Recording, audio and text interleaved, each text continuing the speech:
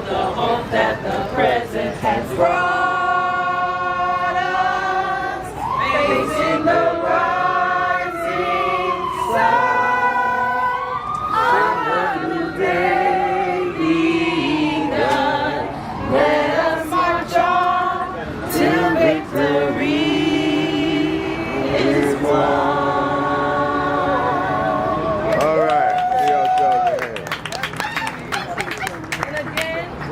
Welcome casters around. We're asking people to put the name of an ancestor on this page.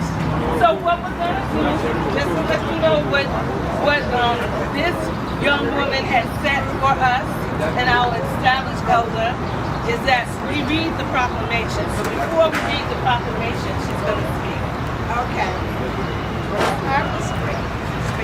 Okay, my name is Deborah Obama, and I am the New York State Director of National Juneteenth Observance Foundation. Okay? A couple of years ago, I met a man named Doc Myers because I wanted to know more about Juneteenth. This man was the founder and the organizer of NJOF. NJOF affiliates are across the country and including overseas as well.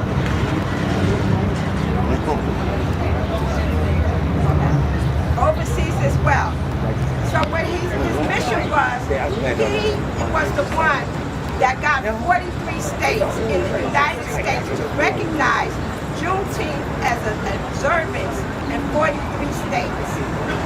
His mission to us here in New York, he wanted that flag raised in Wall Street and the Statue of Liberty so that we can redefine ourselves as Black people, period. So, hopefully we will be raising that flag in Wall Street. The other thing was Doc Myers, he died in 2018.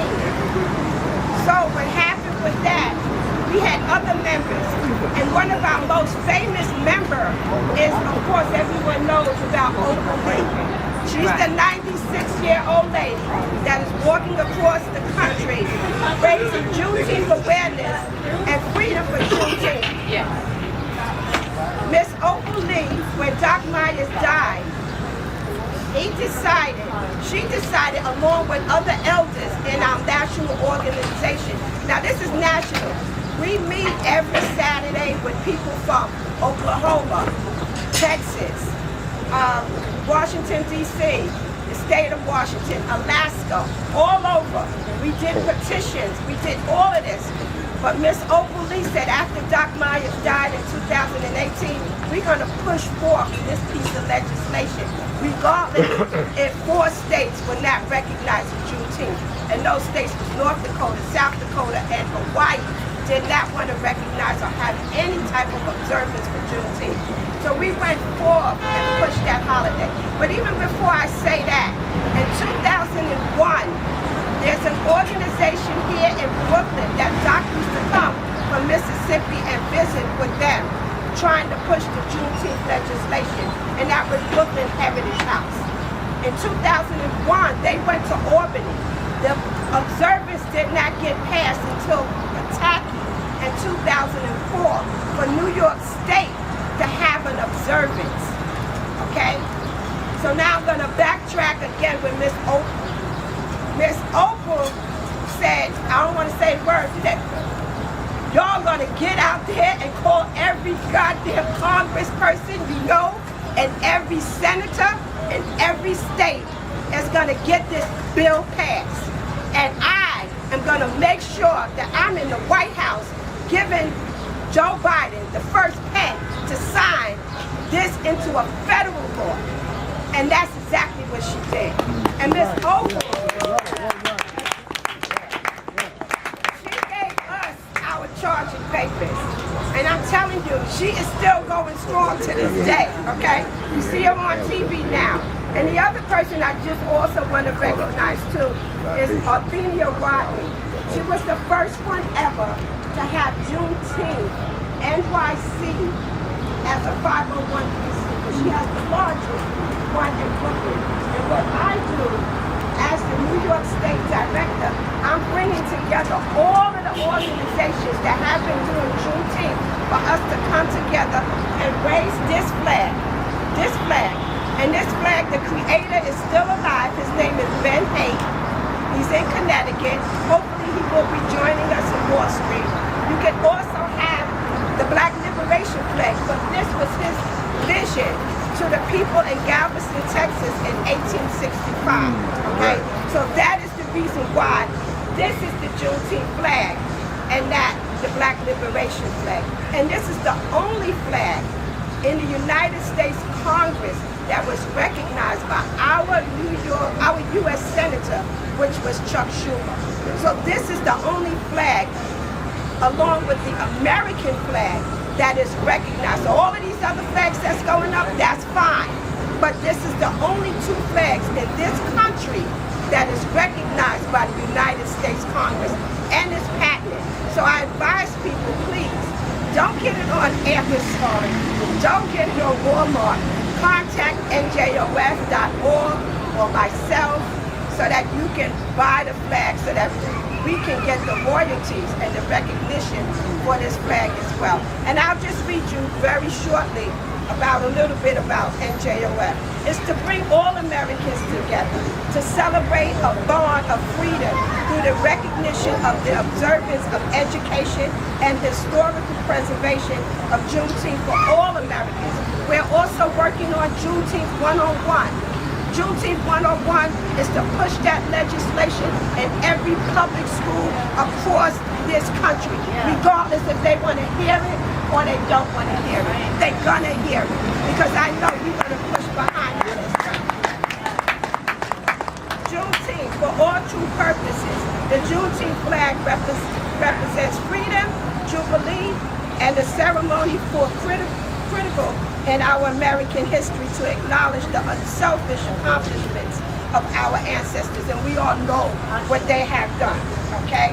And it's to dignify the commemoration and memorializing the slavery. There's other things that I will be also bringing here as the New York State Director for us to collaborate and do together. There's a Mayafa. We have never did a powwow on this side of the East Coast. They do it on the West Coast. They recognize the Buffalo Soldiers. They have Juneteenth pageantries in Las Vegas where they give young women scholarships for college. There's so many things for Juneteenth. So I'm just going to leave you with saying all things Juneteenth. Can I hear it from everybody? All things Juneteenth. Nothing is impossible, and we can all celebrate Juneteenth in any form or fashion that we choose to, because all things Juneteenth. Thank you.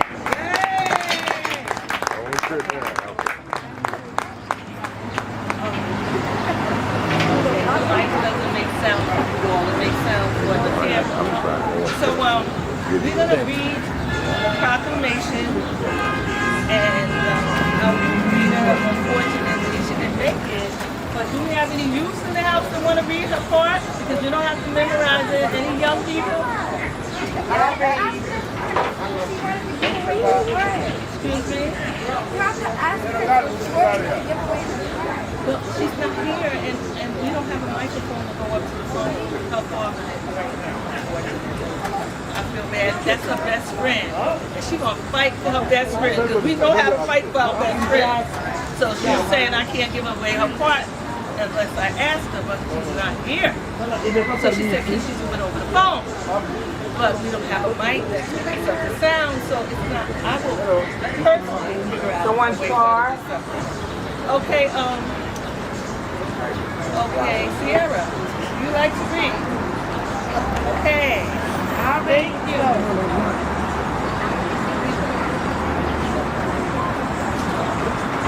Okay, Sierra, here it is. Just read. Okay. Project, you just have to project. Whereas, on the 22nd day of September, in the year of our Lord 1862, a proclamation was issued by the President of the United States containing, among other things, the following to wit: that on the first day of January in the year of our Lord 1863, all persons held as slaves within any state or designated part of a state, the people whereof shall then be in rebellion against the United States, shall be then, thenceforward, and forever free, and the executive government of the United States, including the military and naval authority thereof, will recognize and maintain the freedom of such persons, and will do no acts or acts to repress such persons, or any of them, in any efforts they may make for their actual freedom.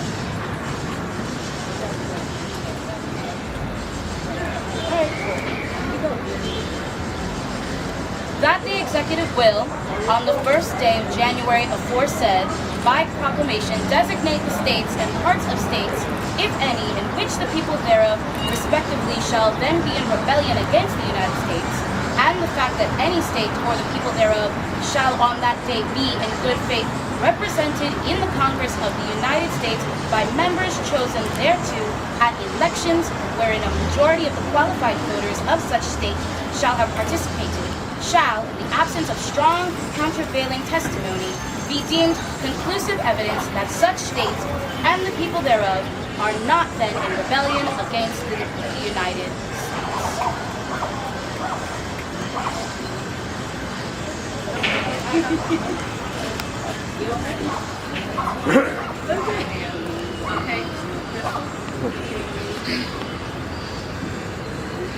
I'm reading this on behalf of my Uncle John Norris, my grandmother Rosella Williams, my brother Jeffrey Jenkins.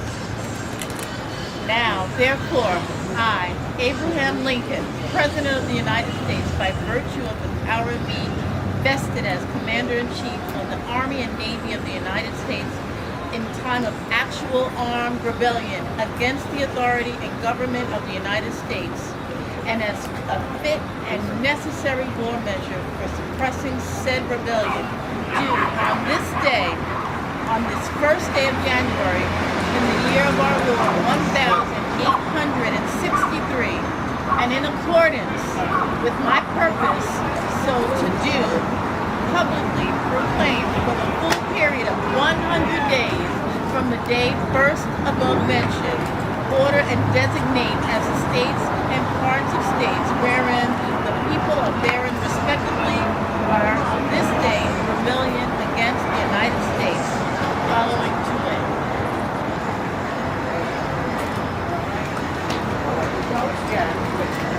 Now we have. Thank you. And that's a good thing. Make sure you say who you are, say your name, and who you dedicated to next week. Good afternoon. My name is Anthony Shaw, Bishop Bush. I'm from the organization Brothers in Recovery.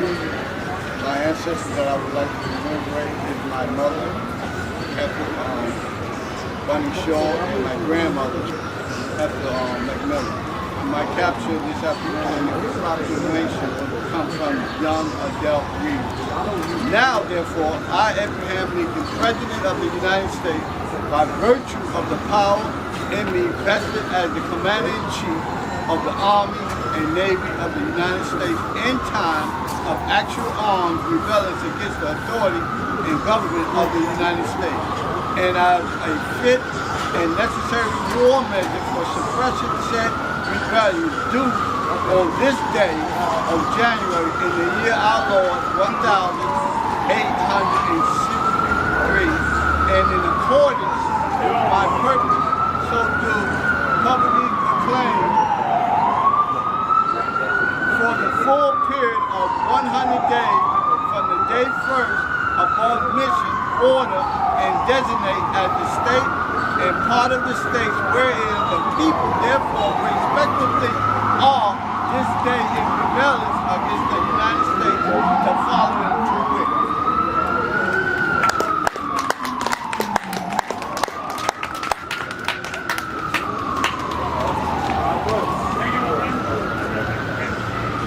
If you could turn that mic on.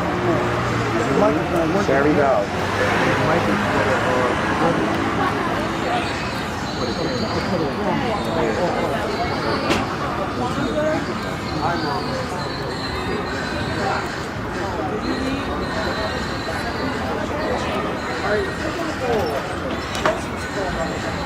Who's calling? Oh, okay. We need someone, whoever's car is behind this white car over here, can you please move it?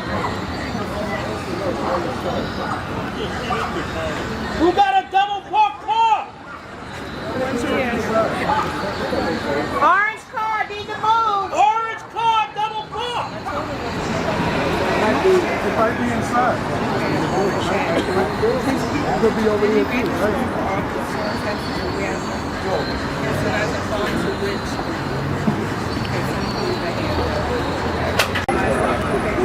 And by virtue of the power and for the purpose aforesaid, I do order and declare that all persons held as slaves within said designated states and parts of states are and henceforward shall be free, and that the executive government of the United States, including the military and naval authorities thereof, will recognize and maintain the freedom of said persons. And I hereby enjoin upon the people so declared to be free to abstain from all violence unless in necessary self-defense, and I recommend to them that in all cases when allowed, they labor faithfully for reasonable wages. And further, I declare and make known that such persons of suitable condition will be received into the armed services of the United States to garrison forts, position, stations, and other places, and to man vessels of all sorts in said service. And upon this act, believed to be an act of justice warranted by the Constitution upon military necessity, I invoke the considerate judgment of mankind and the gracious favor of Almighty God.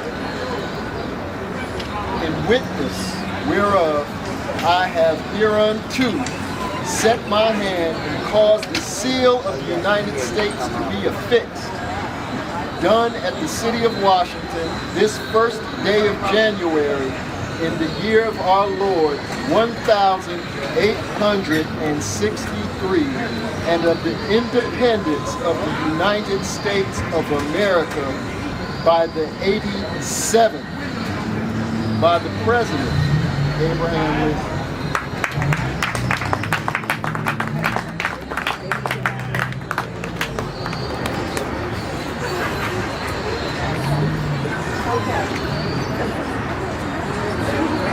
The flag raising ceremony is to honor the veterans. Crispus Attucks was the first black man casualty in the Boston Massacre, the American Revolution, where 1,860 colored troops were fought and died for freedom. It's also representing World War I Harlem Hellfighters that served this country. Catherine Williams also was the first African-American woman to be in the Army services. This is also reference to World War II, African-Americans that fought engineers and sergeants at the Marford Point Marines were the first African-Americans to enter the United States Marine Corps. In 1942 and 1949, this also included the Buffalo Soldiers, the Tuskegee Airmen. This is why we raised the Juneteenth flag.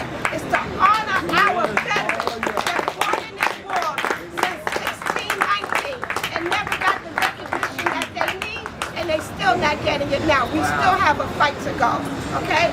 That's why we raised this flag. This is the historical reference of our military. All of the Juneteenth celebrations are great with the barbecues and everything else, but we raise this flag so that they do not forget. Thank you. And, you know, we talk about us being free, that we were free, which again, it was just the 13 colonies that were free after Juneteenth. Everybody was not free. So we realized that it was just 13 colonies. But we made some demands. And I'm going to have Alex, let me get the say read what the demands were. We didn't just say we want to be free. We knew what we wanted. And it's called the 12 Freedom Games.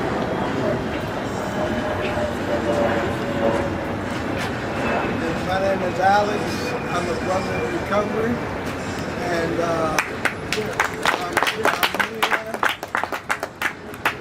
here because I want to honor my parents, Alexander and Elizabeth Allen, and my grandmother, Ruth Banks.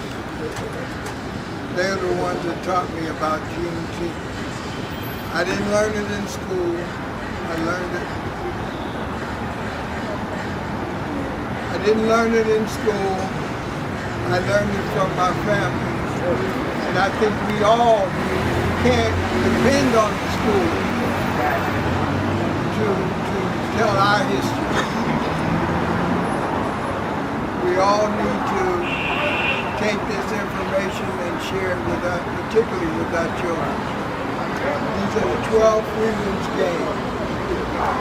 12 freedoms gained were to birth and name your children, to create, to dress, to know and preserve your history, to marry and have a family, to serve in the military, to vote, legislate, and govern, to own and do business, to grow food, to read and write, to travel, and to worship.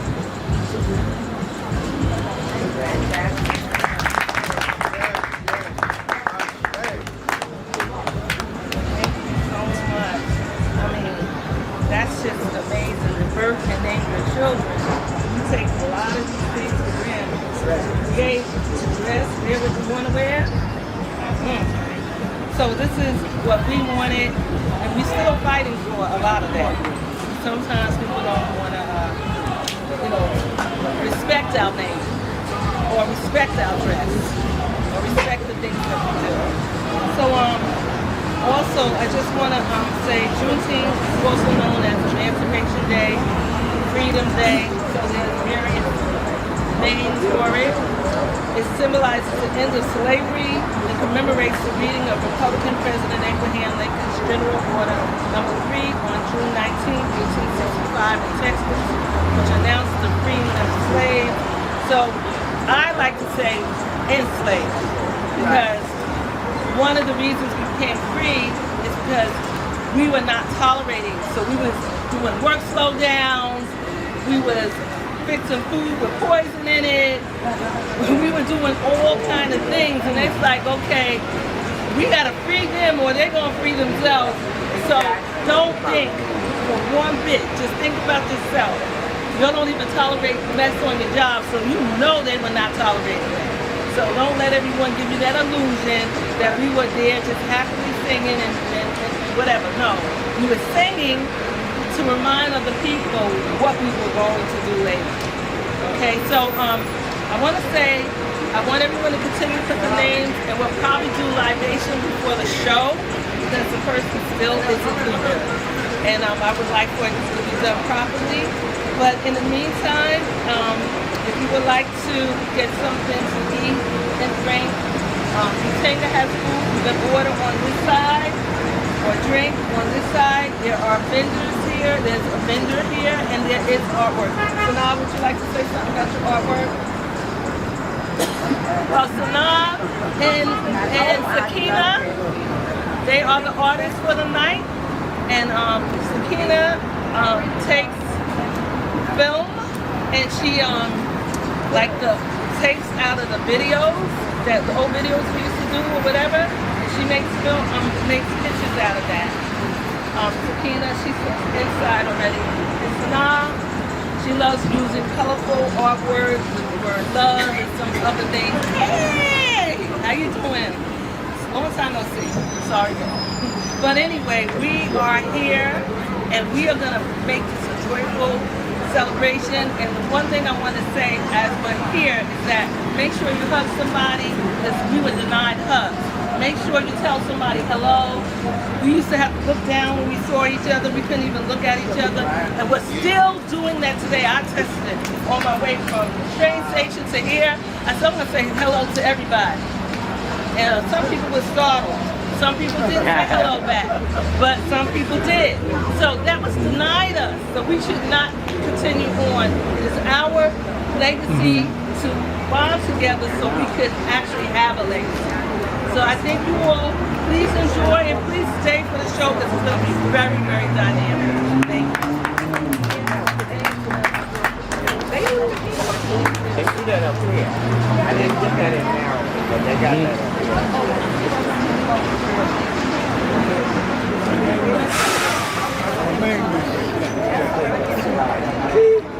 I'm telling Ron. I'll see it.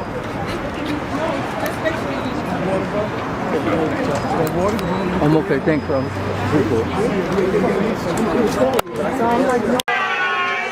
Greetings, blessing of Oregani, today in Woman Productions, along with Afro Crowd, is presenting our, I guess, third annual Juneteenth, but our first time in person, because we've done creating unity in the community. We did it with them 2020, and then we replayed it. We didn't have to do no work the second time because we just replayed it 2021 because it was recorded.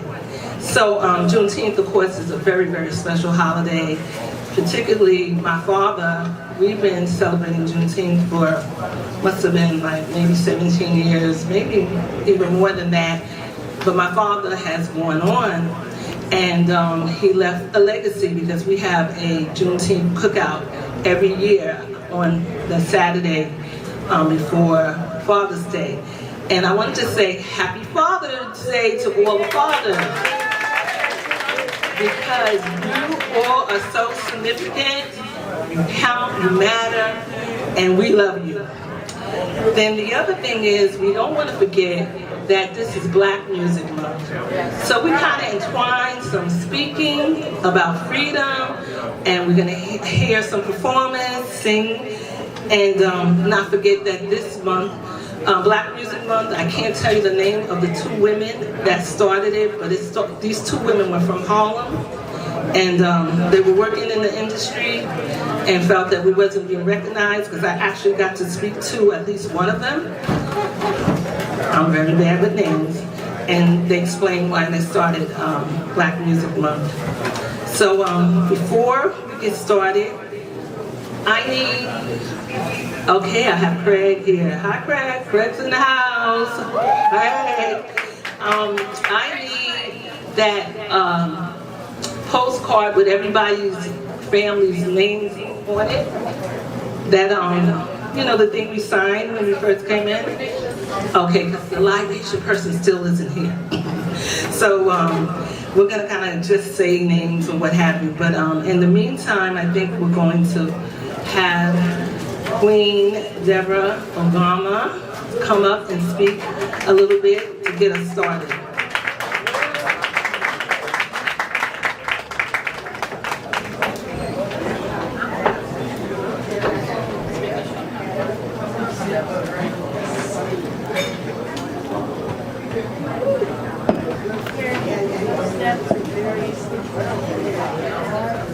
Hello, everyone. Peace and blessings. To you as well. I just also want to say for the Happy Father's Day as well. 2 years ago, I lost my father, and he was a Harlemite, okay? A lot of people knew him as the picture man, Mr. Rob, that took pictures, and he was on his bike. Yes, he rode his bike, he played this music, and he liked to make everybody happy, okay? And also, not only Juneteenth and Black Music Month, it is also a sickle cell month. Because when I came around doing Juneteenth, I started doing petitions, and my area was the Bronx. This is about over 10 years ago. I met a man named Doc Myers, He is the person that's responsible for 43 states, the state observance for Juneteenth. He fought tirelessly to get this an observance before it became a federal holiday. And in the people that he would come, when he would come to New York from Mississippi, he would come to Brooklyn Heritage House, Mother Gaskin. And those are the trailblazers that went to Albany back in 2001 until the bill was passed in 2004 to make it a state observance. I am the first one ever in the city of New York to raise that Juneteenth flag in the Bronx. Okay? Because that's what Doc Myers taught me as well. Okay? So that was a tremendous accomplishment, bringing Juneteenth awareness and also recognizing the freedoms that we have fought for so long in this country. The flag raisings are for the historical reference of all of our military that has been forgotten. We fought in every war since 1619 and still going and still not being recognized properly, okay? So that was just one tidbit story. So upon us doing this, Doc Myers also passed away in 2018, but his mission continued on.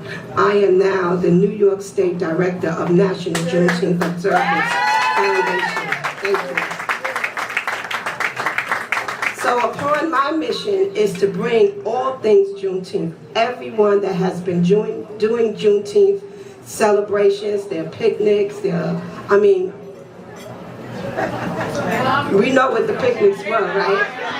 Nefedi Fumbobo Egu, because I guess Egu is talking to me right now. Talk about we don't need to forget what they used to do to us at the picnics, okay?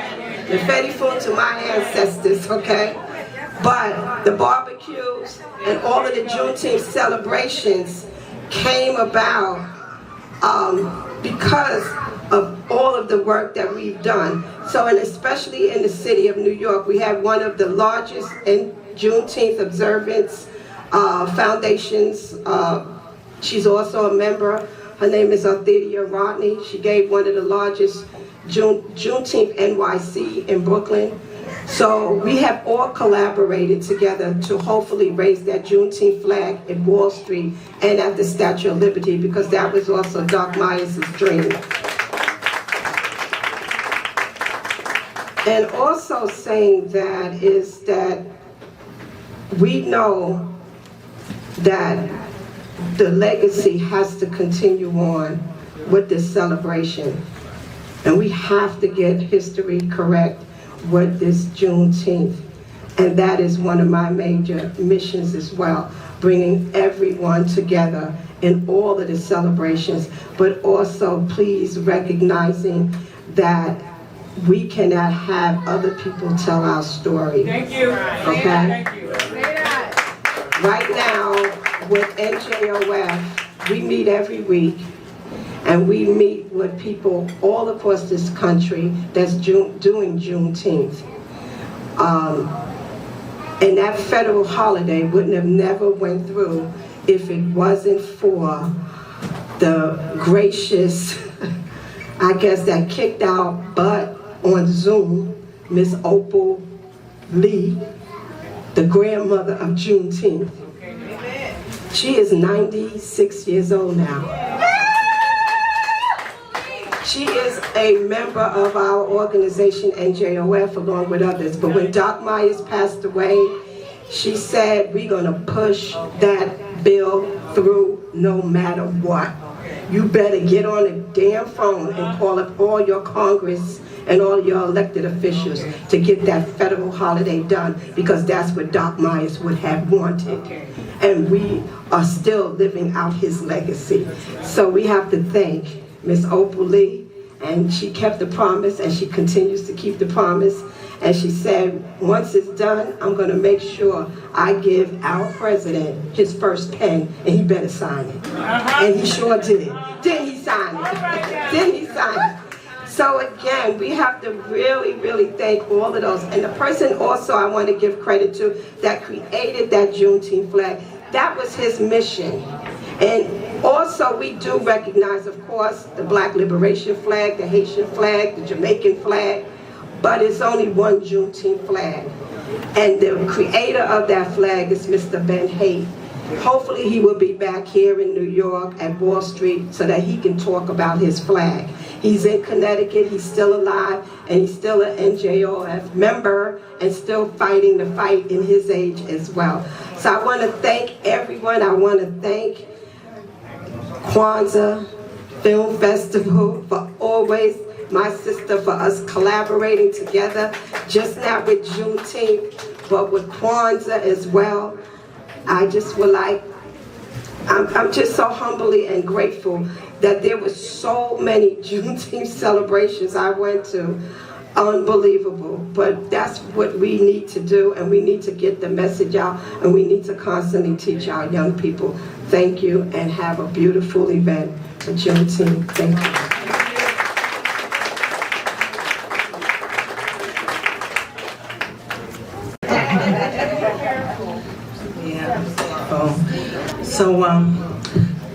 Of course, whenever you gather, a bunch of our people together, it takes a lot of people who come together, and we all help each other.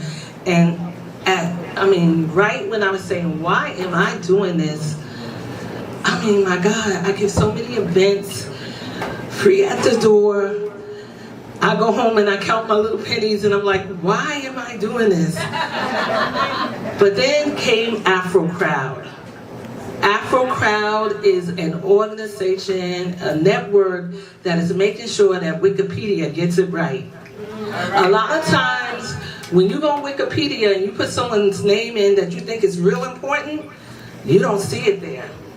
But we have a group of people that's making sure that we're going to be counted from now until the end of time. Okay. And I would like to, I want to get people's names right because I'm really bad at this.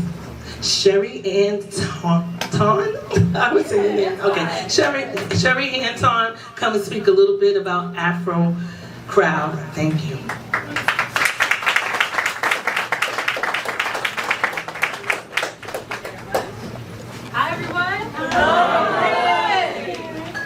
Good to see history as it's happening and hear about where we've come from and get a hand in where we're going.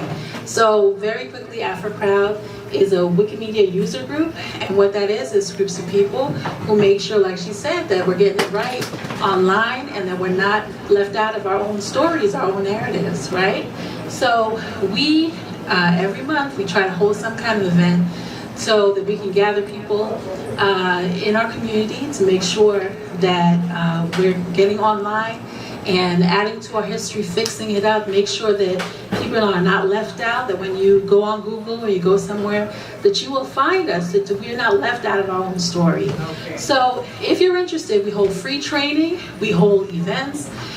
We're going to Singapore in a couple months. And we do something every year. We've also been to Ghana, we've gone to South Africa.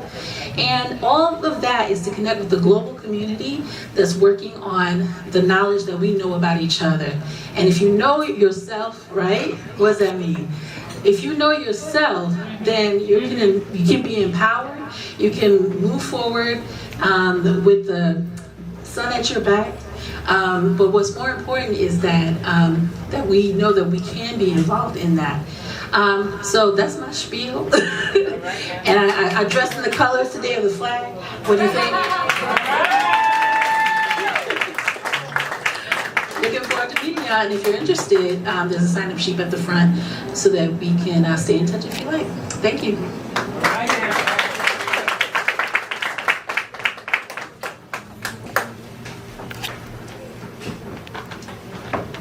We need an elevator.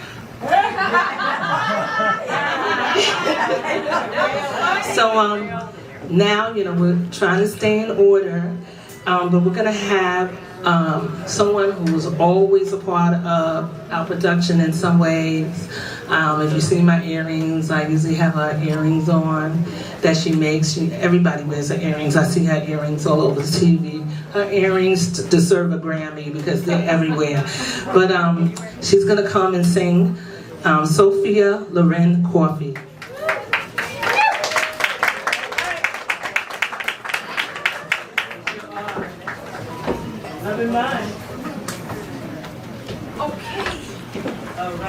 You guys, I gotta teach you your parts. You ready? Okay, so who's a soprano? That's you. So I want you to say redemption song, redemption song.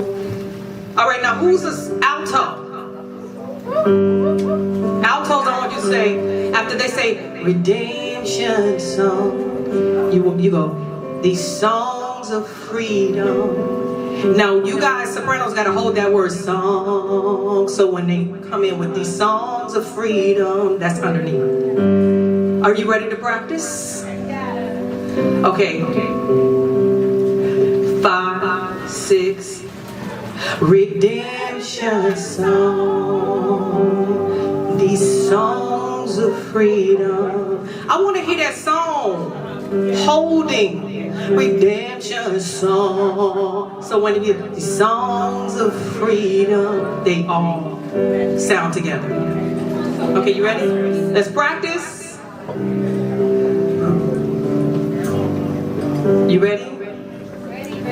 Redemption song.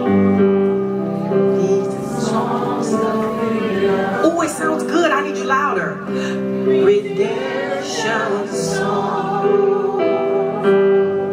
These songs of freedom. Can we be louder? Redemption song. Louder. Beautiful. Redemption song. These songs of freedom. One more time.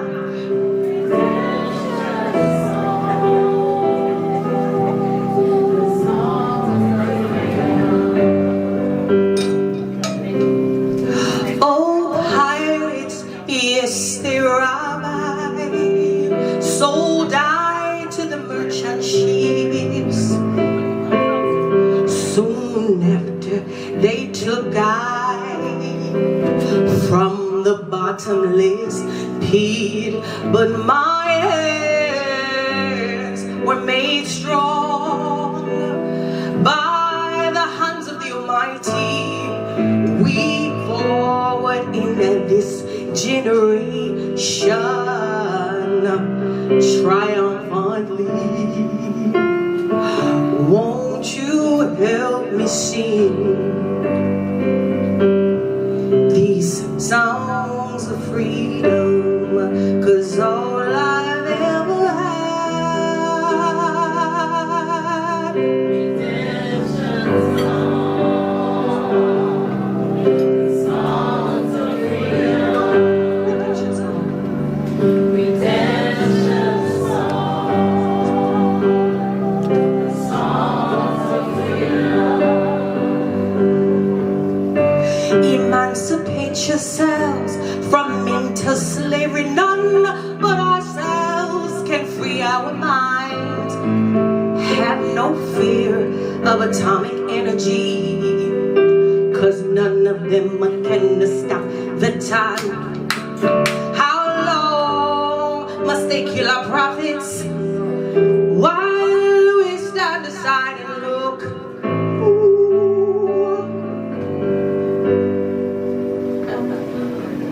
We have to fulfill the book. Won't you help me sing these songs of freedom? 'Cause all I've ever had, oh, redemption songs of freedom. Okay.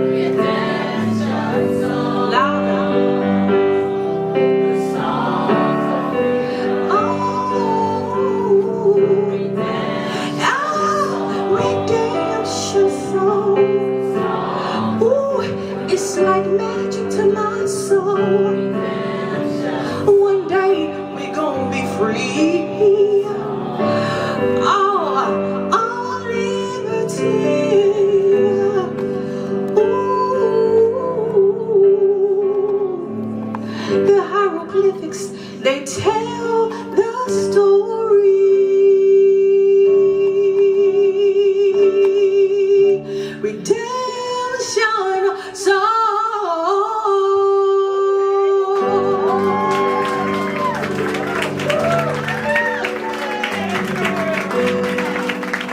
Thank you, Ina. What a magical day, Juneteenth. We need our reparations. 2 years of extra slavery. We need our money. Our grandfathers need our pay, and we need to collect it in our pockets.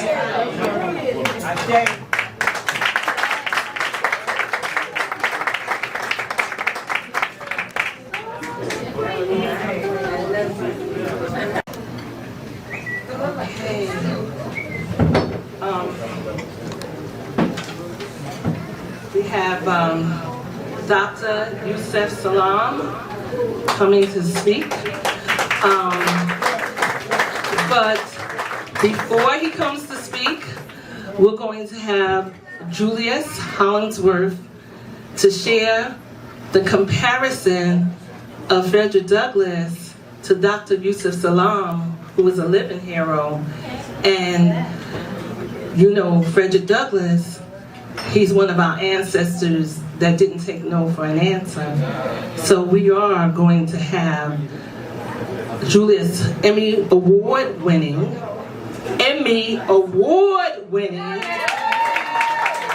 Julius Hollingsworth do a little bit of Frederick Douglass.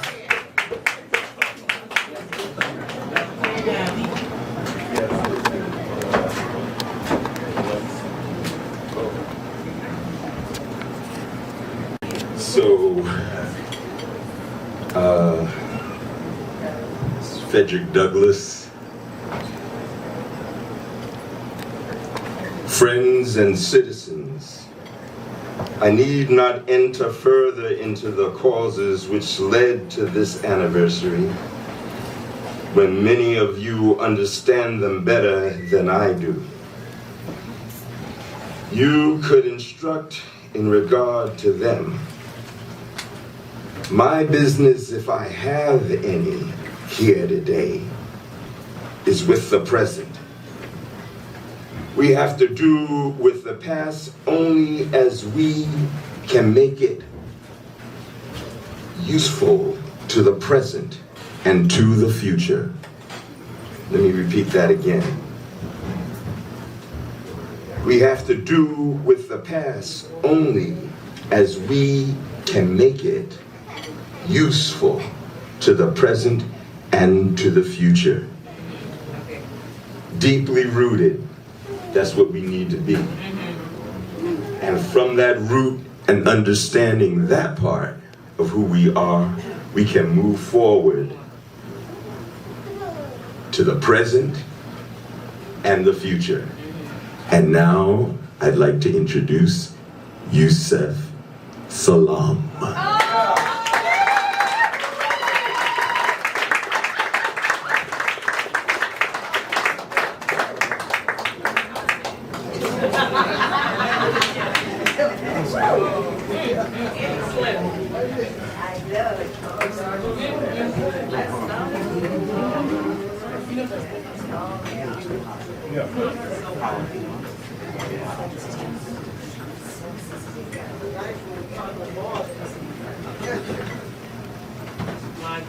Oh my goodness. Oh my goodness. Peace and blessings, family. Blessings to you. Y'all know the story. Way back when they pushed me into the margins of life. I'm glad to be able to experience all of the now with my mother, who's present with us as well.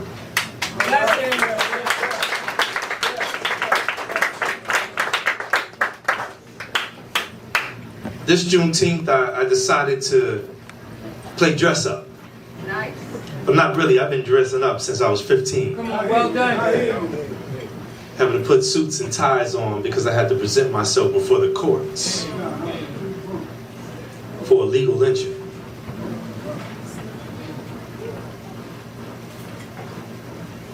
The great thing about this Juneteenth is that I got the opportunity to vote for my interests. I voted for myself. All right.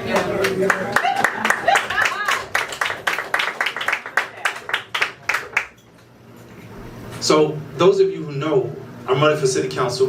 Come on now. I've taken the pain and turned it into purpose. All right. I've used the platform to help the conditions of our people.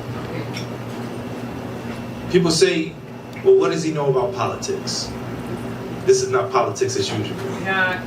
I'm not beholden to the political machinery of what was.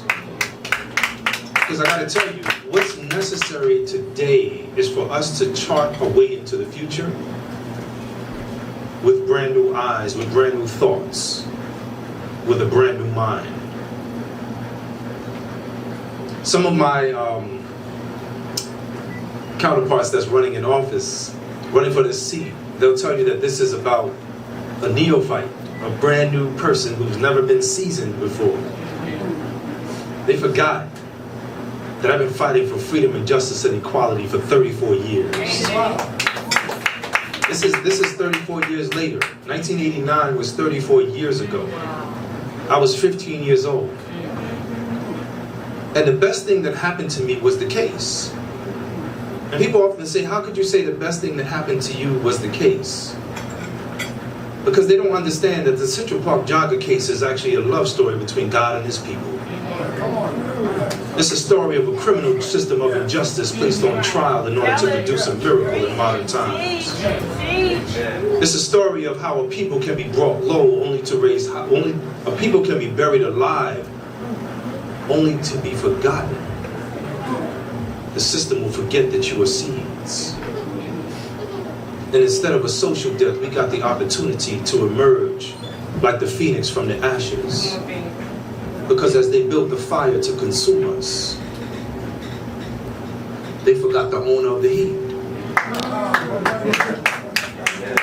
So what we know is that we know man plans and we know God plans and we know that God is the best of planners. And when God steps in to disrupt the idea that I could become one of my ancestors' wildest nightmares, we know magic is happening, miracles are happening right in front of our faces. And so I just wanted to share a few words to tell you what's going on, to encourage you, in fact, to participate, because non-participation is participation. And if you can vote, vote early. If you want to vote for me, I'll accept that. Right now. If I'm not your first, definitely make me your second. But I hope I'm your first. Because like I said, this is not politics as usual. This is about whoever is going to assume the next seat in city council being the representation of what the future of Harlem looks like. We can't do the same thing hoping for a different result. That's the very definition of insanity. We have to realize that we've been tricked, we've been hoodwinked, we've been bamboozled. And y'all see it in the streets. Some of us, by the way we act, we even lost our minds. But we don't need to throw out our people. We need to resuscitate the very soul in Harlem to bring back the second renaissance on purpose this time. Okay, purpose. I'm all here for it. I got 10 babies, so you know I followed the good book that said be fruitful and multiply. But more important than that, as we fight for the dash between our birth and our death, the greatest fight we can do is to provide a way forward for the next generations that are coming. So all that I have grown through has provided for me the opportunity to utilize the very deoxyribonucleic acid running through my veins to pass that baton back to the future generations so that they'll know how to break every generational curse. Gone are the days when we just plan for the future in little sound bites. We can't plan for the future and say, you know, on the weekend, I'm going to spend that check and get it right back. Checks don't come back like that. We got to learn as a people to come together. We got to learn as a people to begin to plan in 100-year cycles, because our children's children's children's children demand the best of us. So happy Juneteenth, everybody. I'm here. I'm not going nowhere by the will of God. I live right on 125th Street, right in the, well, some people will call it the war zone, but it is the crossroads for the whole of the world. I can't wait to see what we do next. Okay, now. Thank you.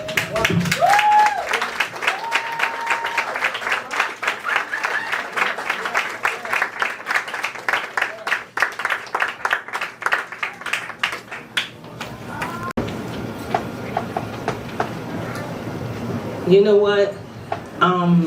I'm so full because I remember when that incident happened and we would have meetings, and you know, you may think that being an anonymous person when you go to an activist meeting means nothing.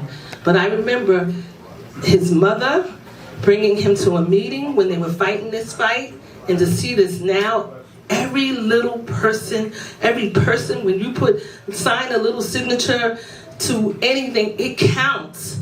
You matter. So when we see someone, I saw this young man, he was like 12, 13 years old, handing out his flyer on the corner today. And I stopped to talk to him and I said, you know what? He's an example for you to follow. And he was like real glad to be doing what he was doing. So I thank you, Dr. Yusef Salaam. And I love saying Dr. Yusef Salaam. This is exciting. This is wonderful. This is the spirit of our ancestors coming here. We are at the Shrine Music Venue. This is a Black-owned business, I think. I know, like at least 50%. African. From the motherland, and it's all around us. All the symbols are there. All our ancestors are here. And I also say, when I choose this place because it is a Black-owned business. Because my father used to say, if somebody is selling something $5 and we're selling it for 10, the same thing, you pay that $10 because that money is going to circulate back into your community. That's going to take somebody to college. That's going to feed somebody's family. So always know that extra $2 is coming back to you. So we have to support our own. So I'm so glad to be at the Shrine. And so far, I'm really full. And now we have up next someone really exciting. I want to put some young energy in here now. You know, we got to see our young people here. So I am ready for Sierra. Wonderful vocalist.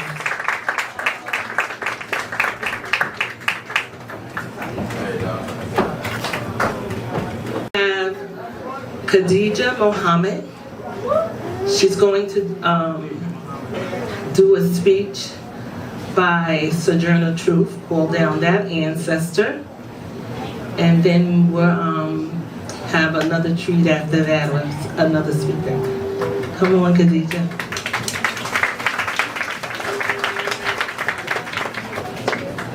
Good evening. Happy Juneteenth. Power to the people. Let's go. All right. I will be reciting the speech, Ain't I a Woman, by Sojourner Truth.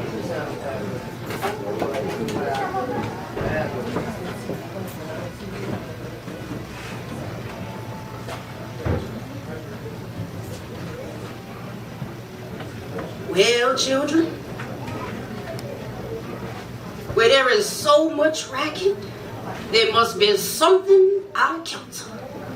I think that twixt the Negroes of the South and the women at the North, all talking about rights. The white men gonna be in the fix pretty soon. But what's all this here talking about? That man says that woman over there needs to be helped into carriages, lifted over ditches, and to have the best place everywhere. Nobody ever helped me into carriages or over mud puddles or gives me any best place. Ain't I a woman? Look at me. Look at my arm. I have plowed and planted and gathered into barns. No man can head me. Ain't I a woman? I could work as much and eat as much as a man when I can get it.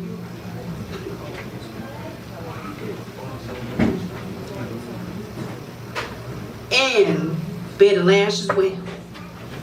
And ain't I a woman? I have borne 13 children and seen most of them sold off to slavery. And when I cried out my mother's grief, none but Jesus heard me. And ain't I a woman? Then there's that thing in the head. What's they call it? Intellect. That's it, honey.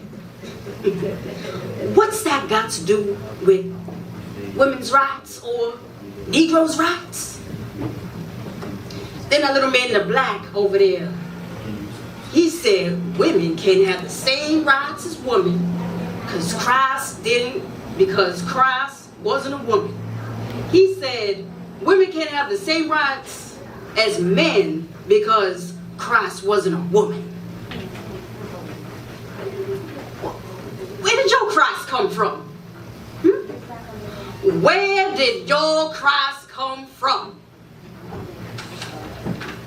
From God and from a woman. Man ain't had nothing to do with it.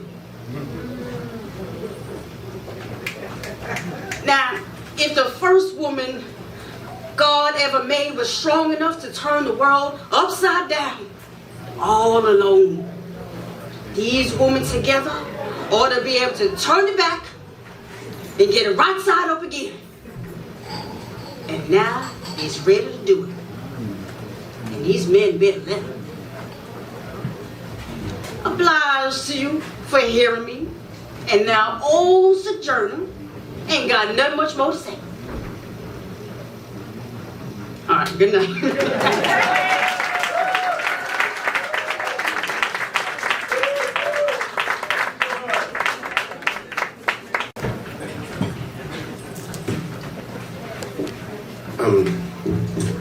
I'm gonna need to plug in sound person. I don't know if that's right here, but this evening is about freedom. I'm Anthony Reverend Wheels Jr. And you know, one thing about freedom is that we believe that it's possible in this life. But you know, this life in itself, the cost of it is freedom.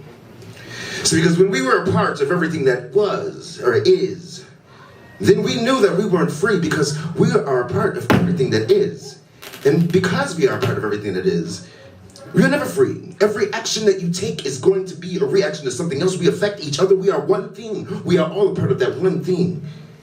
But we wanted to experience this self, what it feels to be an individual, to be able to do whatever you want. And that's where we are in this life. But we are bound. We are bound by our bodies. We are bound by rules. We are bound by life, by culture. We are bound by each other. And we try to make each other, or the thing that we can do is we can make things more equitable for each other and give each other the same abilities and rights. But you know, equal ain't always equal. Sophia, one of the performers here, used to always say, I'm blessed, I'm favored, I'm one of God's favorites. And I never really knew what she meant. But sometimes there are some of us who are blessed. And other folks see our blessings and they attack and try and destroy us. And God has made us so that we sometimes, you know, if everybody needs a burger, we might be able to make it on just half a burger. And it seems like we're blessed because we have all these other half a burgers in the freezer. And these other people, they might have burgers in the freezer too, and they see a person who has had a burger and is still hungry and wonder what's wrong with them. And they see someone like us who has only a need for half a burger, and we're able to give that other half a burger out to everyone that we see. We're giving half a burgers, not because we got more than anybody, just because we had what we needed, so we're sharing the rest that we have. But ain't none of us free. The best thing we can do is look out for each other and see that person that doesn't have what we have. If everybody just took what they needed and gave the rest to everybody else, do you know how abundant our lives would be?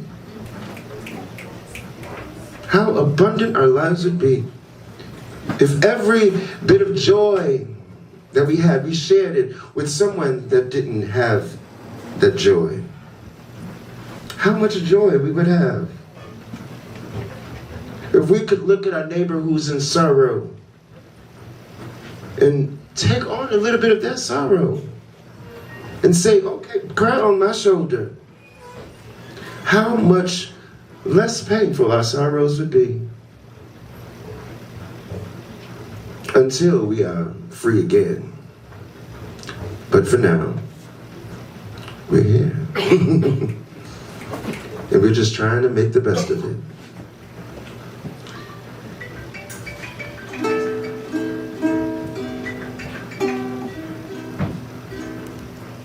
I'm gonna do a little homage.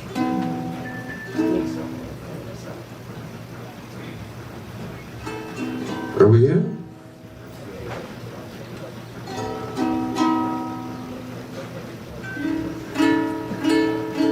I don't seem to be picking that up. I'm just gonna have to mic it.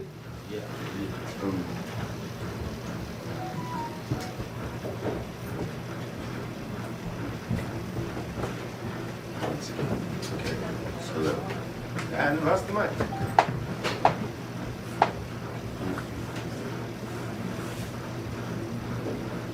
I'm gonna do a little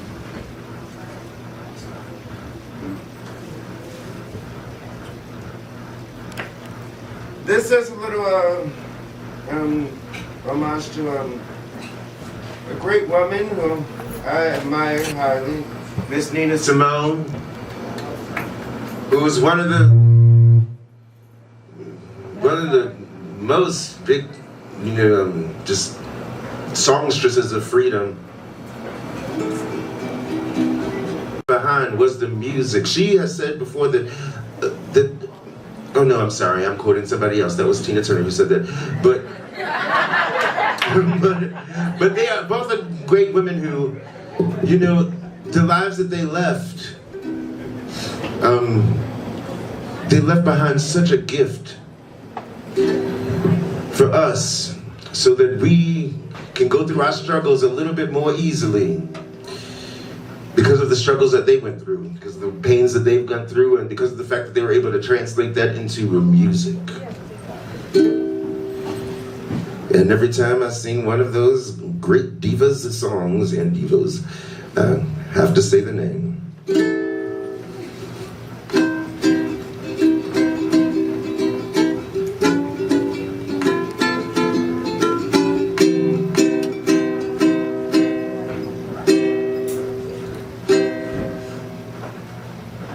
Alabama got me so upset.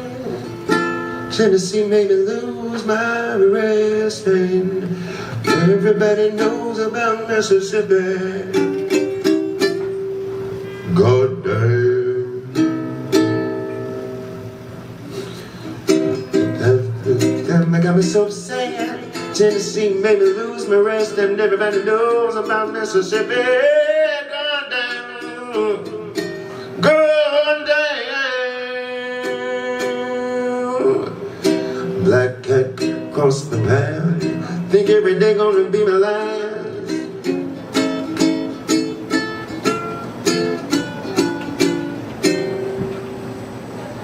See, these bindings get hard sometimes.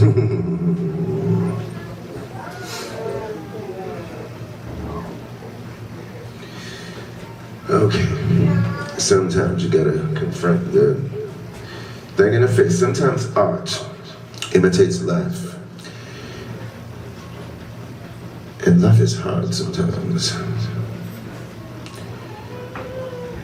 Sometimes these bindings are the qualities of race. In the city of New York, coppers wanted to get on my case and try to arrest me for stealing my own bike.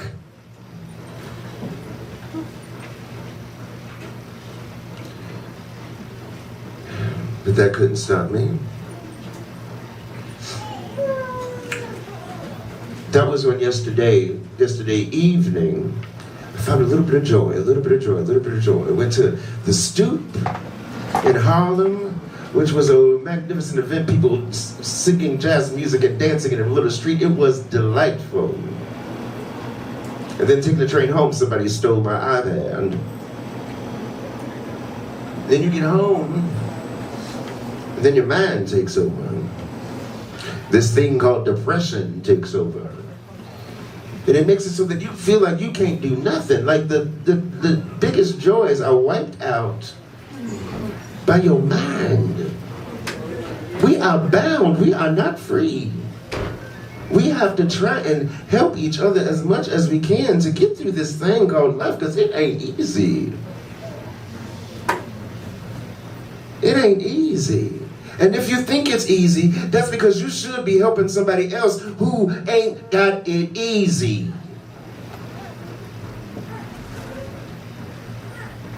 And realize that we are not free.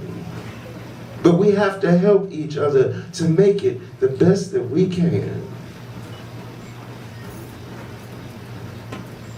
And know that if nobody else loves you, I love you. And maybe that's what I went through all this mess for, to remind myself that still I love every damn person on this damn planet. Because I know even if you give me pains and worries, I know it's because somebody gave you some pains and worries, and I feel you, brother. And if we could all do that, then we could be closer to feeling like we're free. We know that even those people that give us the most pains, they're one of us. They ain't our enemy. They just, that hand that got slapped, and now we don't know what to do but slap back. But it's still a part of you. I'm sorry, I'm gonna stop preaching. But maybe that's why I forgot my words, because I had some more words to say. And maybe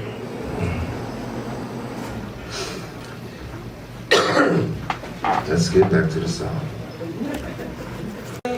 Tennessee made me lose my rest, and everybody knows about Mississippi Garden.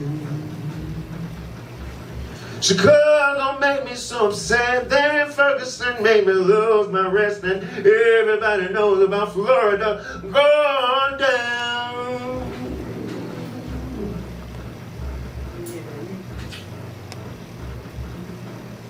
Hound dogs on the trail, school children sitting in jail. Black cat crossed my path, I think every day gonna be my life. Lord have mercy on this land of mine, they all gonna get it in due time. I don't trust them anymore, they keep on saying I'm go slow. But that's just the problem, too slow. Washing the dishes, too slow. Picking the cotton, too slow. It's too damn rotten, too slow. We're so damn lazy, too slow. You're thinking it's crazy, too slow. Where we going, what are we doing? I don't know, I don't know, I don't know, I don't know. Don't tell me, I'm telling you, I've been there, so I know it's true. You keep saying go slow, it's too slow. Alabama got me so upset. Tennessee made me lose my rest, and everybody knows about Mississippi, goddamn. California got got me so upset. Virginia made me lose my rest, and everybody knows about Florida. God damn. Picket lines, school boycotts. They try to say that it's a communist plot. All I want is equality for my sisters, my brothers, my people, and me. Oh, don't tell me how to you. I've been there, so I know me and people just about do. You keep saying to watch my ears, talk like a lady, and you quit telling us Uncle Tom and Auntie Sadie. But that's just the problem, too slow. Reunification, too slow. Reparations, too slow. Communication, too slow. You do things gradually, it'll end up in tragedy. Why can't you see it? Why can't you feel it? I don't know, I don't know, I don't know, I don't know. You don't have to live next to me to give me my equality. I don't trust y'all no more. You keep on saying go slow. Alabama got me so upset. Texas made me lose my rest. And everybody knows about Florida. Everybody knows about Indiana. Everybody knows about North Carolina, South Carolina, Virginia, Colorado. Everybody knows about these ununited states of the ununited states of America. Good day!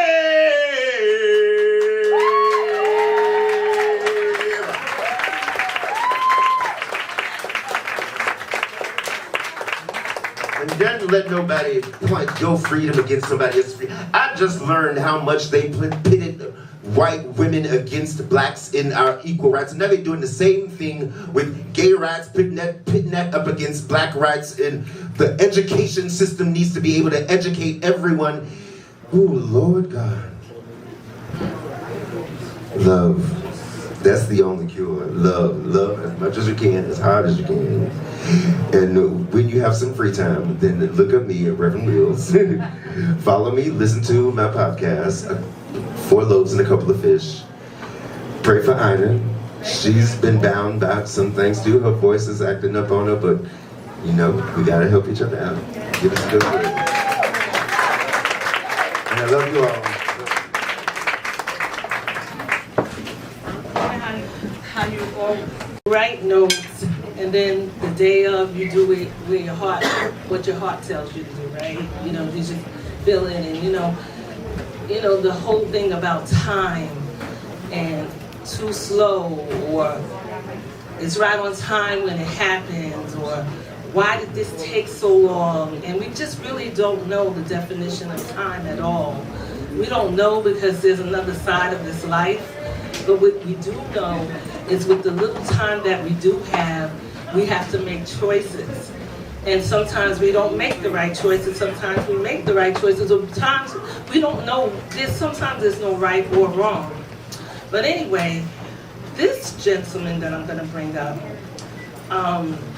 touched my heart because he was incarcerated when he introduced himself to me. He had saw an article in the Amsterdam News about the Kwanzaa Film Festival.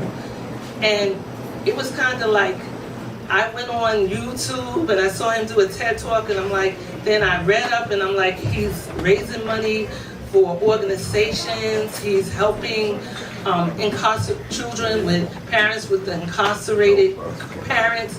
He's doing all that, and he's incarcerated. And I know so many people who are free, got money, and they don't choose to do anything for anyone. Now this individual, when I was looking at him, it's like he's passionate about wanting to help people. Now, he's done a whole bunch of things. I mean, I found out more about him, but the thing that he did was that he never gave up hope. because he was incarcerated for something that he didn't do. And our governor, Kathy Hochul, gave him clemency. And I felt that this would be a good place for us to learn what it feels like to be free after being in prison for 30 years for something you did not do. And I would like to bring up, I don't know why I'm nervous here, Brian.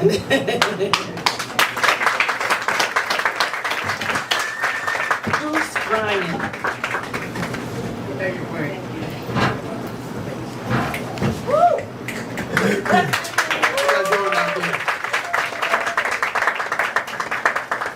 You know, I'm sitting up in the front, so I didn't get to see all the beauty in the back. Y'all look beautiful out there, man. So you need to give yourself a hand. My name is Bruce Bryan, and she told you a little bit about my story. But one of the things I've come to realize and understand is that love is the only freedom. Love is the only freedom we have. You see?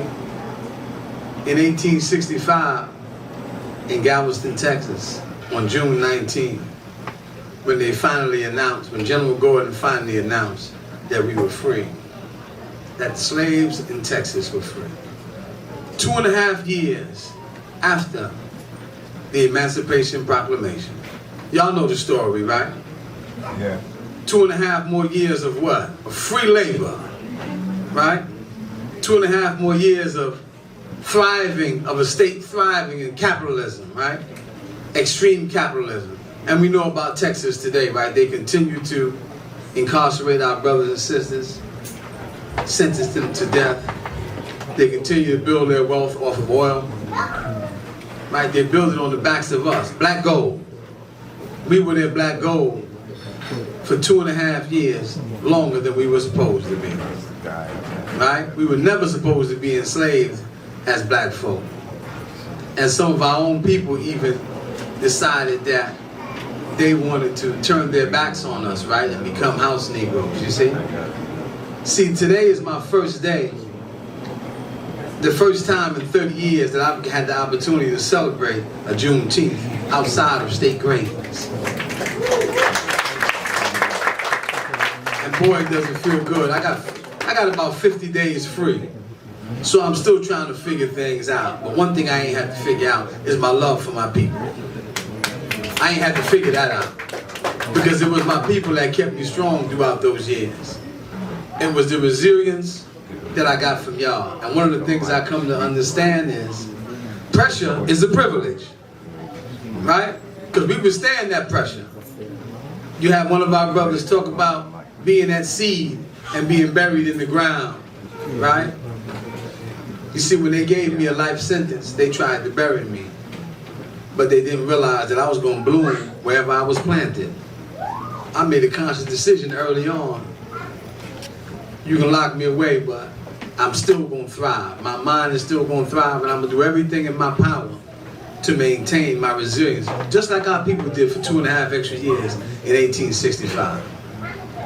Clueless. They were clueless as to the Emancipation Proclamation, right? Until we were free, and it was done by design. This wasn't by mistake.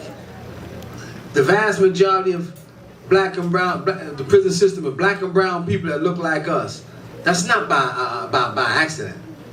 It's not that we commit more crimes. You see, the prison industrial complex is a business, and it thrives just like Texas thrived. Off of the backs of black gold, off of the backs of you and I, our little brothers and nieces and nephews that we left behind, right? 2.3 million people incarcerated in the United States. Over 2.7 million children left behind, being raised without a parent. And they say that's a collateral consequence. I say, no, that's a primary consequence, because you lost a primary caregiver. You lost your mama. Somebody tell you lose your mother, your father to prison. That's just how it goes. You see? So it's up to us. It's up to the best of us to lift the rest of us. We got a moral obligation to do that. Because historically, we've seen what they've done to us. divide and conquer, right? From colorism, right, to feminism and every other ism that you can think about, right? These are the things that they've used to divide us and to try to prevent us from thriving. But look around you. We're here, we together. There's so much power in this room. There's so much love in this room. Look at our queens in here, man. And our little young prince, the babies. There's power in this room. We just got to be able to tap into it and to lean on each other and to understand that when one of us rise, we got to lift as we climb. We got to lift as we climb. There wasn't a day that went by while I was behind prison walls in New York State that I didn't have my mind focused on freedom. Freedom was a constant thought, day in and day out. I spent thousands of nights contemplating on this moment, being able to talk to my people, right? Being able to have my Juneteenth. You see, and even when I was granted clemency by Governor Kathy Hochul, I still had to lay up 4 or 5 more months to get out. So Juneteenth is very relevant. I'm living Juneteenth. I'm living Juneteenth right before you. Because don't get anything twisted. Prison is the new slave plantation. Make no mistakes about that. Prison is modern day slavery. Right. You see, slavery by another name. Right. If you haven't seen the documentary, you should. Right.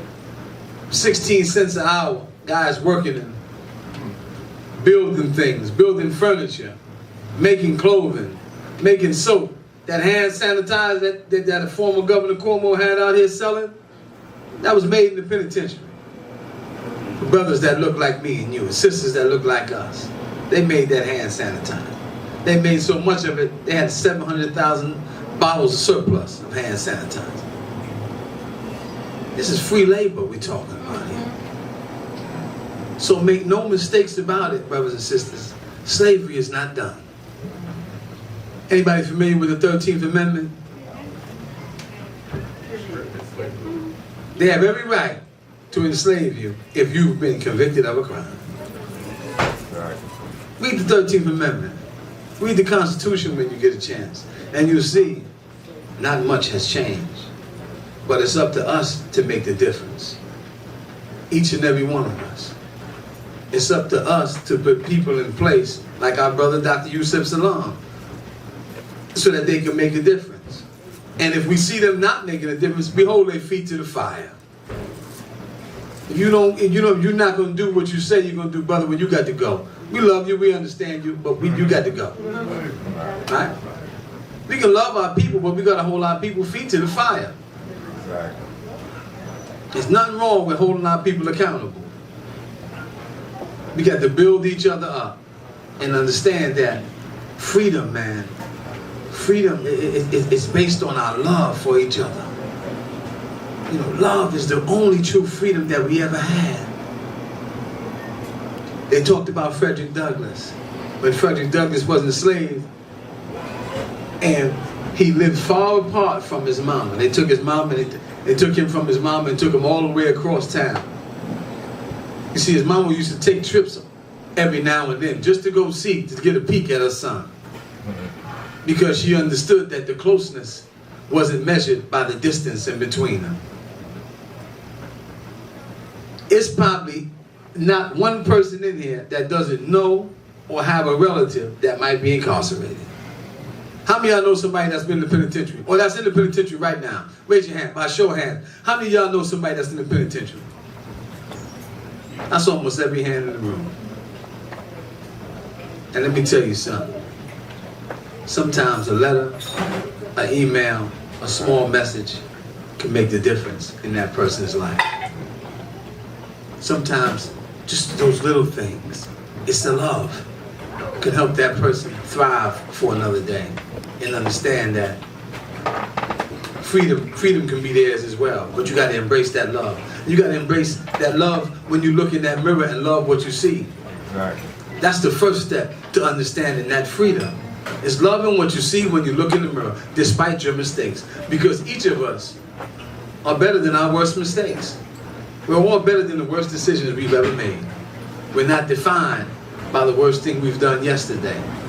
And we can rise, but we can't rise alone. The only way for us to rise is to rise together, collectively. That's how we rise. That's how we rise. You see? This melanin in the skin, this is real stuff here. See all that melanin around here? That's that strength, that's that power. You see? We come together, we get energy. There's nothing, I was telling my brother earlier, there's no place I'd rather be than around my people and sharing with y'all. This is the most meaningful time that I've had in my 50 days out the penitentiary, is being able to share with y'all. Outside of being able to embrace my 80-year-old mama, but to come in here and to see people that look just like my mother, that look just like my nieces and my sisters and brothers, and to be able to share with y'all means everything, because I love y'all. And Juneteenth, it represents our ancestors, and it also represents us, and it represents our legacy. We got to help our young people know that they can't be duped. You can't be duped. Life, politics, and the conditions that we live in, we have a voice. Our voices are important. We have to empower each other and let each other know that, listen, yes, you can vote, right? You can also build, you see? But you can also destroy. But we don't want to destroy, we want to build. You want to destroy those negative attitudes and all that negativity from our life and from our communities. And we want to build. Let's build each other up. That's what Juneteenth means to me. You see? I understand the 2.5 years of free labor that they took from us in Galveston, Texas. Took from our ancestors and took from... And yeah, these folks owe us reparations, and we're going to keep our foot on their neck until we get it. We're going to keep our foot on their neck until we get it. Because it's ours. We're not asking for nothing. Labor ain't free. We ain't asking for nothing. Everybody paying their taxes. You see? But we got to love each other. We got to build each other up. Iron sharpens iron, like a man sharpens the countenance of his friend. Ain't that what the proverb said? I leave y'all with love, grace, and I just express my oceans of gratitude to each and every one of you for the opportunity, Sister Ina, to come and share with you and just be in your presence and tell y'all how much y'all mean to me, how much y'all mean to your loved ones that's in prison, how much y'all mean to our community, especially our black women. Especially our black women. You go in these visiting rooms in these New York State prisons, and that's all you see is a sea of black women. And you say, my God, that's where all the brothers at, all the sisters coming up here to see them. We need to value our sisters. We need to value each other. With that, I'm going to leave y'all and just tell y'all thank you so much. I look forward to anything Ina's doing that she invites me to come and share with you. At any given moment, if you need me to come and just share, maybe one day I'll get in depth and tell you a little bit more about my story. But I'm here, and I'm here for you, and I know that you're here for me. And I want to see us win, because we gonna win, right? We gonna win. We're going to confess those things that aren't as if they were. And we're going to keep on winning. I love y'all. Grace and peace.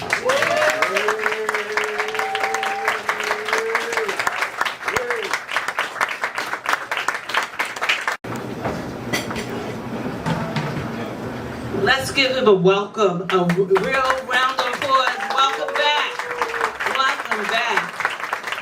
And let's not forget, and I always say this every time we have an event, that we should not forget those who, we always like, where's so-and-so? Well, he's on vacation.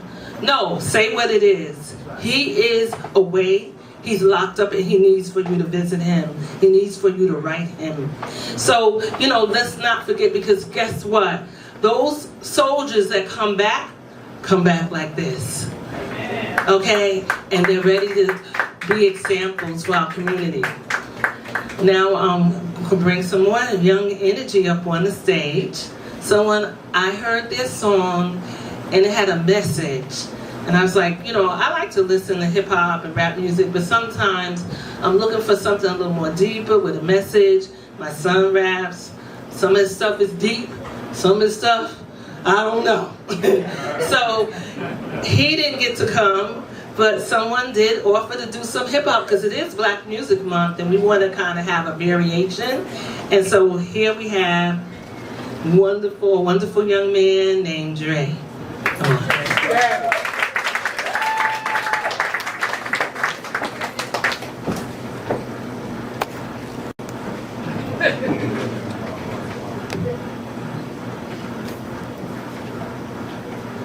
Word.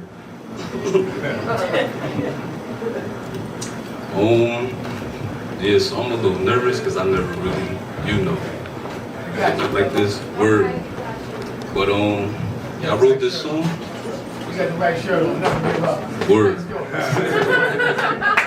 But yeah, I wrote this song because I was going through a lot, and I had to remind myself that I got purpose.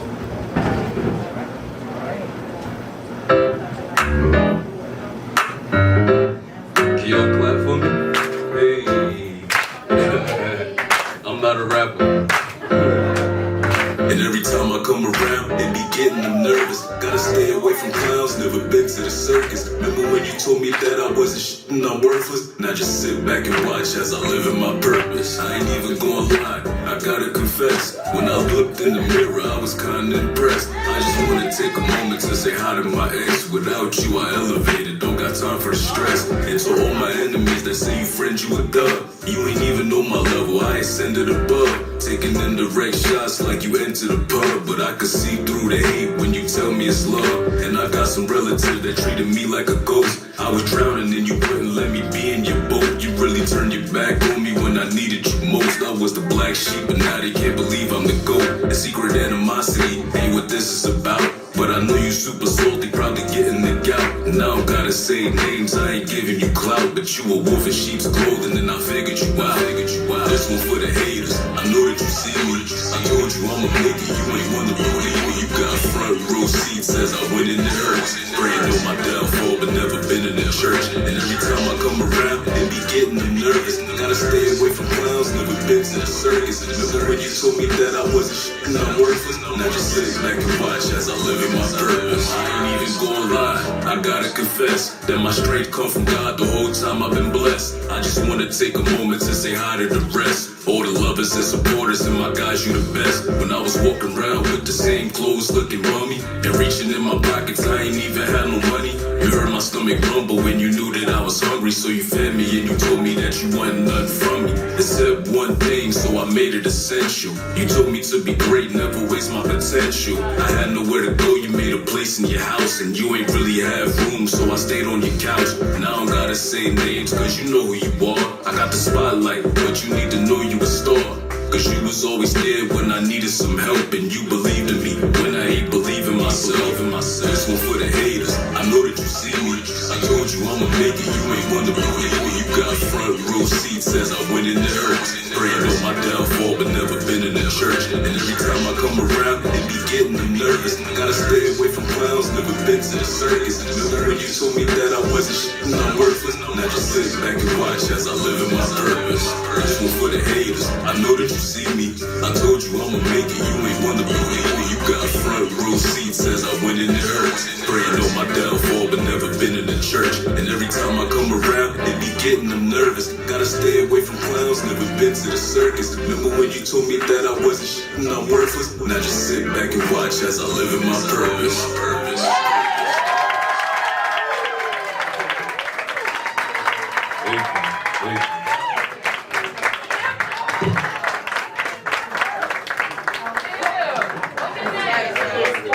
My name Dre Static. Yeah, Static like the TV, DRE. You follow me on Instagram, YouTube, all that. Thank you.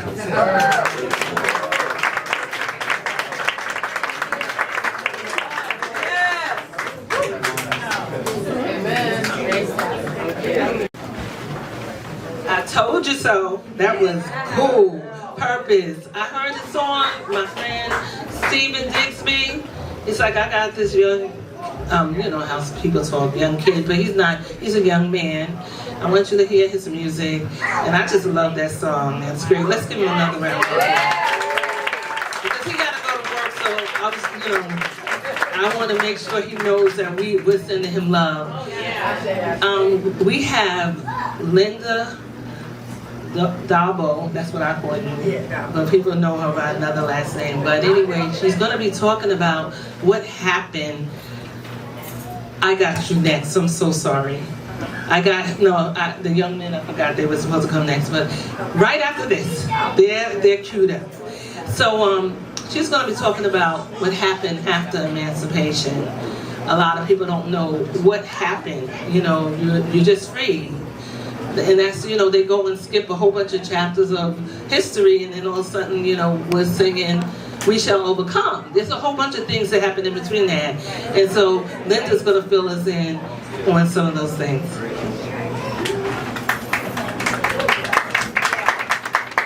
Thank you, Ina. I think it was about 2 months ago I was talking with Sherry Antwine, and she was talking about doing something for Juneteenth. So I do like a Zoom Wikipedia meetup group, and one of the features is creating a book. So I realized how little I knew, that I knew very little. So I started to search and search and search and search, and Carmen Collymore was working with me. We've been doing this for like 2.5 weeks, just working on creating a curriculum. And we were using what's called Wikipedia Book Reader. And one of the things we found out was about freedom colonies, what we did after so-called emancipation. And it's almost embarrassing when you realize how much work our people did. And Texas alone built 550 settlements. So these settlements are all over the United States. So if anybody's interested, you can access the book online. It's very easy. You can leave your email address or your phone number, and I can text you the link. So it's so important that we create our own content. And in some of the stuff, in some of the chapters in the book, I actually wrote the Wikipedia article, Timbuktu, New York. And that was actually, that's a very, very important place to visit if you want to go up there. They had no Wikipedia article, so we did a lot of research. We even went there to visit. And Timbuktu was a community of African Americans, and it was started by Jared Smith and the Underground Railroad, and he owned a lot of the spots along the Underground Railroad, and it's right next to John Brown Farm. So we visited John Brown's farm, and Timbuktu was actually next door. So please leave your information, and it's very important that we get involved in this kind of work, and I can show you how to do different things. And I really like doing the Wikipedia books for new users, because you're actually making your own textbook. So I have created one, and we call it the Juneteenth Reader. So if you're interested, it's got lots of links, a lot of information. You can find out what our people did, how we created settlements. So freedom meant get to work, build community. So that's what our people did. Okay. Thank you.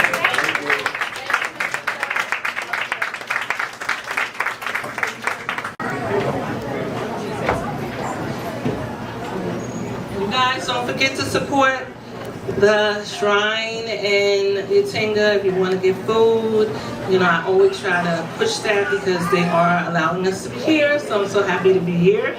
But I'm really, really excited because everything, ask not, want not. Ask not, want not. Because I asked God that some young people would come and play the djembe. And I looked around and everybody was busy because there's some big celebrations today. And even people I taught different things to, I thought they would come. No, they couldn't come, because I dealt with young people for a long period of time. But we have a treat because God did give me my wish. We have the Lion Sons.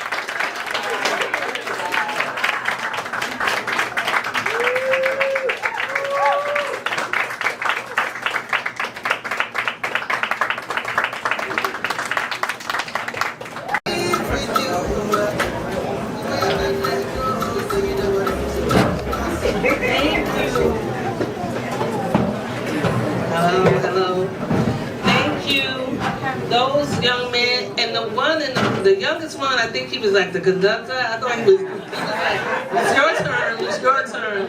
The Lion Sons, let's give them a to you, Antoinette, Javon.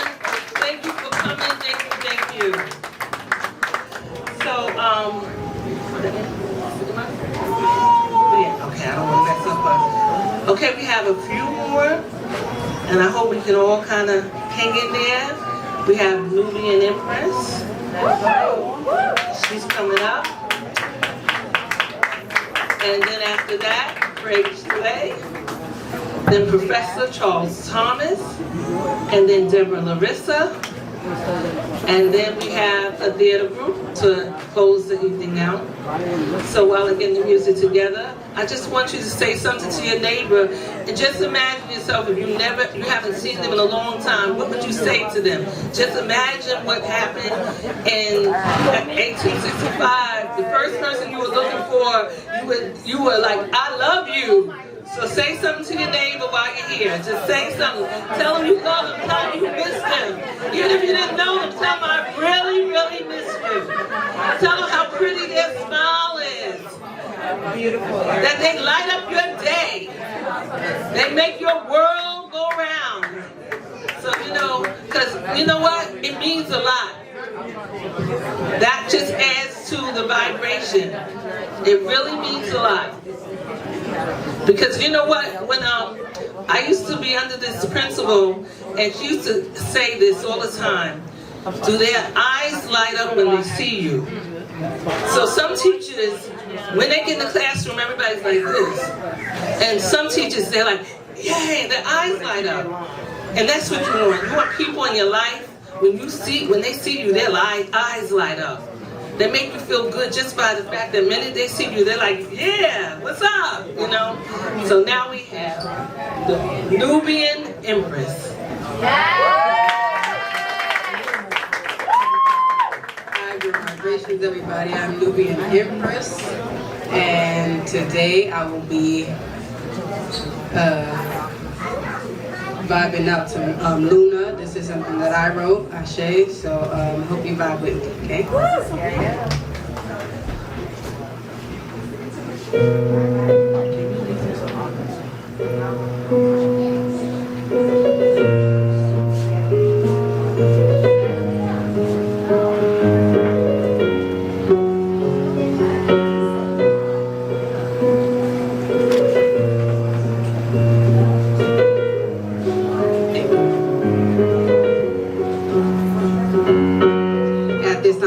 Something I thought was dead in me. Now when you hear it, you even call it insanity. Feel self that's stuck in all this stagnant energy. You know the things that block your light from those who envy. Luna, I'm coming to you on this last full moon. I can see how the perception could get misconstrued. All you do is illuminate in the night. Bright sky, shine your light cause you're great. It's like you're mine. I believe this quick. I'm doing this shit. Foggy brain, all this pain. I'm getting stronger from it. Snatching my energy. No backseats up in this bitch. I be flowing like this. I be flowing like that. They asking where you're going, who you know, and where you at. They all up in my business. Might even be in my crack. I'm a certified boundary setting empress. That's a fact. A letter to the moon. I release this to you. You're my shining glory. Now hear this empress story. A letter to the moon. I release this to you.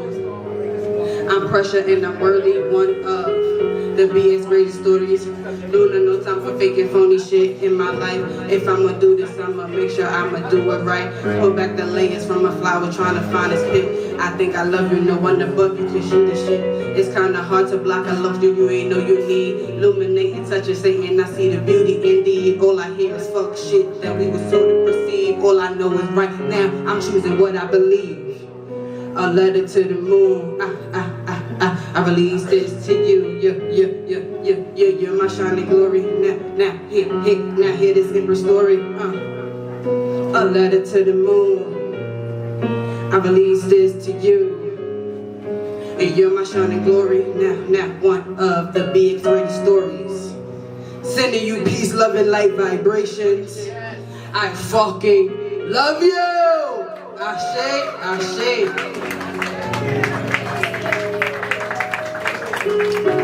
So this is my second time performing. Okay, getting legit is out, but I appreciate y'all vibing out with me. Ashe. I am the owner of Crown Nubian. My table's to the back. I have self-love pieces. This is my bag. I am Empress. This is Crown Nubian, my logo. When you open the bag, it says I am pressure and I am magnificent. Ashe. So I also have a t-shirt line. It's called Life Be Lifin'. And at the bottom it says, that doesn't mean I project my shit onto you. And on the back it says, now that damn sure doesn't mean I'll let her project your bullshit onto me. Ashe.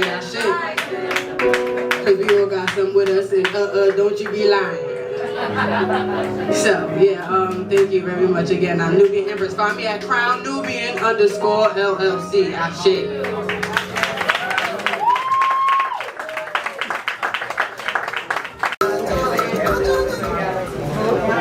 Okay, I want us to give a round of applause to Omar Noel, Jelani Noel.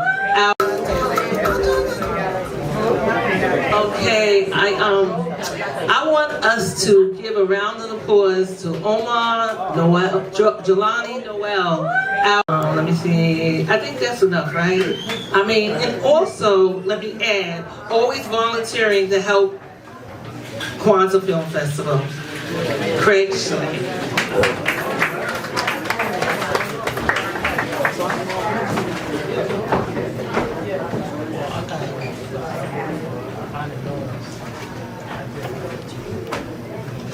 It's good. Is it lift up? All right, that's good. So thank you, Ina, and everyone for showing up. Very important day. I'm gonna make this kind of brief, but I gotta bring a little context to it because this is about us. Every bit about us. In particular, just to let you know, the Juneteenth, the whole word came from combining June and the 19th. 65 is when we ultimately was free, so they say the Juneteenth. Just to put this in a little context, my great-grandfather was 10 years old when 1865 legislation was passed, and he became North Carolina's first African-American state legislator after slavery. And this is important. My mother knew him. He died in 1932. Now, also in forwarding this, I just want to say one thing. And right here in Harlem, Malcolm X said, of all the studies that you would invest your time into, history is best served to reward your studies. This is all about our history, and ultimately culminating one day into us having actual reparations. I'm going to tell you right now, before I tell you just a little bit about Juneteenth, we're talking about who's supposed to receive reparations. You hear all kinds of acronyms and this, that, and the third. Just remember this. It belongs to those ancestors, descendants of Africans who were formerly enslaved by the United States of America. Simple as that. All right, so now look, how did the June 19th come about? Remember, we had a civil war going on, starting in April 12th, 1861. And in the southern states, we know were enslaved. They were slave states. There was 15 of them. We know we're going to pay attention to Texas. But during this time, they wanted to put a little more pressure on the slave states because they were producing a lot of products for the South to fight the North. So Lincoln said, okay, we're going to initiate the Emancipation Proclamation, 1863. And mind you, y'all remember, it kicked in to January 1st, so every year when we celebrate New Year's, we stay up late. Why? So we're praying that the black folks on the East Coast are praying for those that stay alive till the timeline switched over to the West Coast, that they'll see what? Freedom. That's why we stay up at night and pray for that hour. So from right now, just a moment of silence, just 19 seconds for our beloved brothers and sisters that has served their life, enforced to serve this community? 19 seconds, please. Very quick.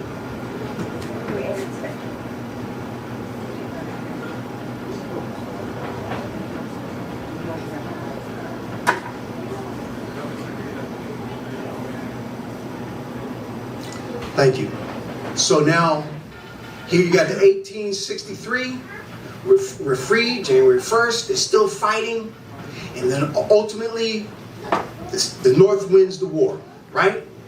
1864 comes about, they propose this, the war is not fully ended. They're trying to decide whether or not to actually free the slaves. Now remember now, if you don't realize this, the Emancipation Proclamation was just an executive order, meaning I'm the president, I'm gonna have this happen. But he might have, he being Abraham Lincoln was up for re-election. They thought he may not be re-elected, but he realized that when he ends, or the war ends, the slaves or enslaved Africans, there's no such thing as slaves, enslaved Africans would be enslaved again if it didn't become law. So in 1865, they initiated the 13th Amendment with this brother. So let me give you a hand, man. Thank you, brother. God bless you on that, right? Brother served some time, I don't care why, but he's out. He's our brother. Give it up, man. And so now we're in 1865. The 13th Amendment kicks in, and the 13th Amendment that he was talking about, and actually is not fully freeing people, is just within our territories. But once you get arrested for a federal crime and you're convicted, you're mine. And I'm not going to get into that, but basically mine means they're being enslaved, and this brother knows chain gangs and license plates, Home Depot, all these other products are being forced labor in a prison. So 1865 comes around, and we ultimately also end the war in April of 1865, but throughout the entire country, they had to send Union soldiers throughout each state to make sure they apply those laws.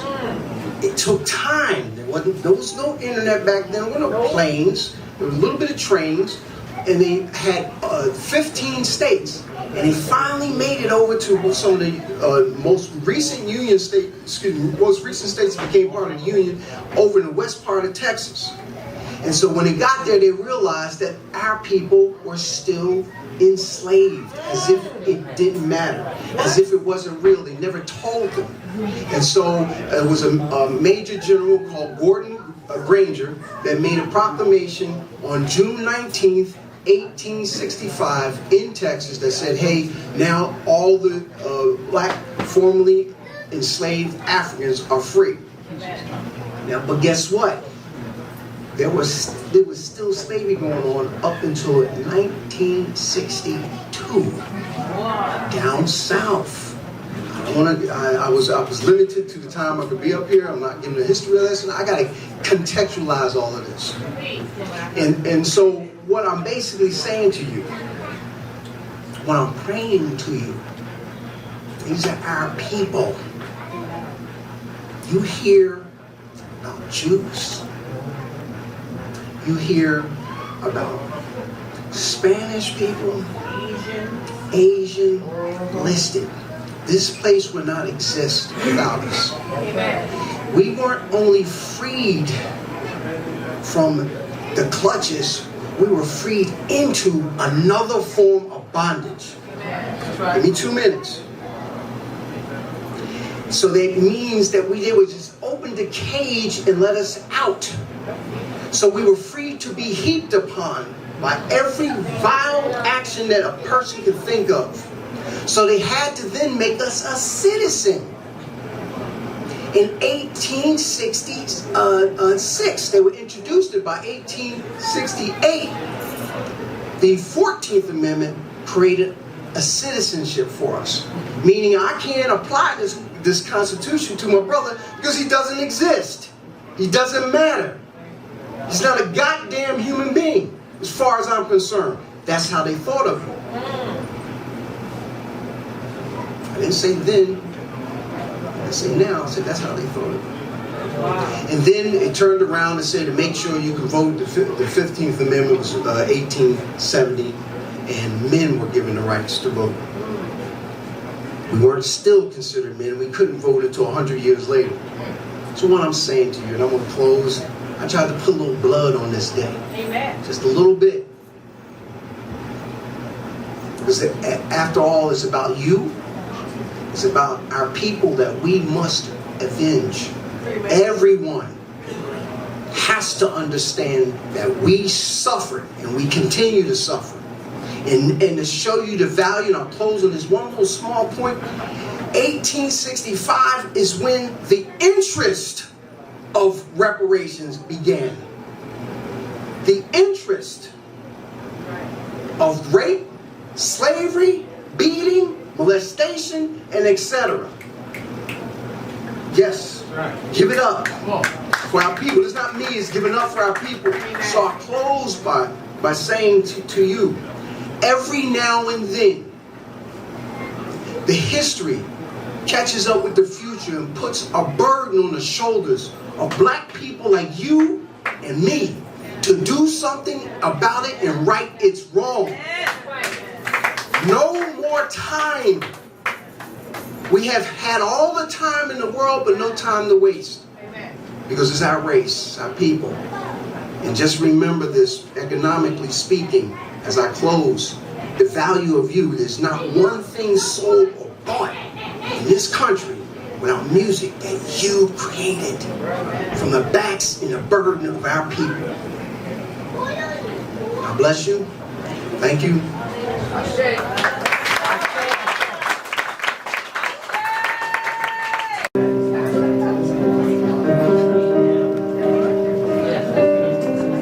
I'm Charles Thomas. Oh, that's my friend. I made it. I'm from Oklahoma. I used to live in The Black Wall Street. Oklahoma is right above Texas. And my parents lived there before Oklahoma became a state. It was called Indian Territory. My great-great-grandmother goes back to 1750-something. I have her picture. When you wade in the water, you do it because you don't want the hounds to smell your tracks and be able to follow you. So these songs were used to wade. Harriet Tubman led them. Wade in the water, wade in the water, wade in the water. God goes through the water. Why don't you wade in the water? Wade in the water. Wade in the water. God goes through. See that band all dressed in white, don't trouble the water. You know it looked like the band of Israelite. Oh God, he goes to trouble the water. Come on and wade in the water. Oh, wade.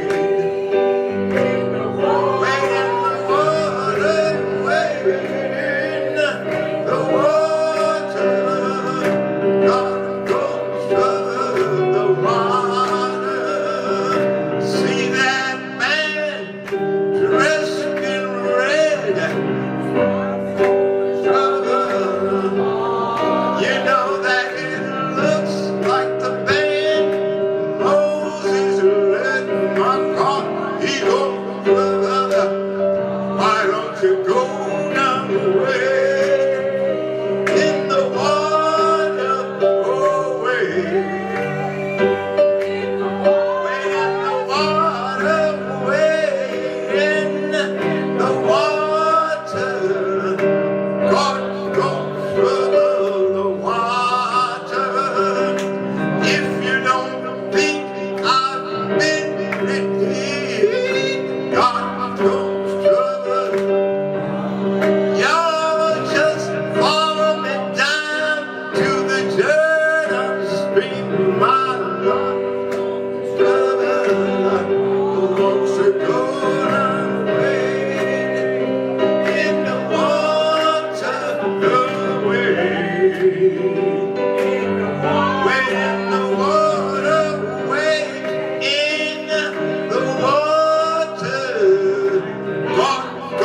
trouble.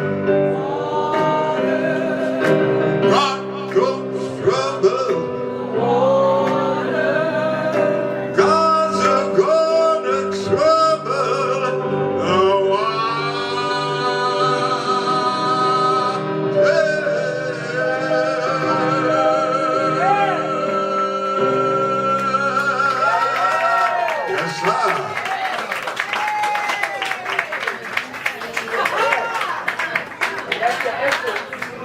Yes, sir. Y'all can't see, but there's a little rainbow on this board right here.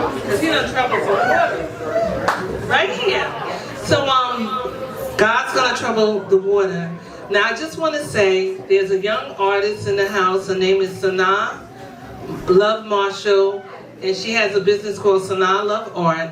She would really appreciate if someone bless her and look at her table with her art.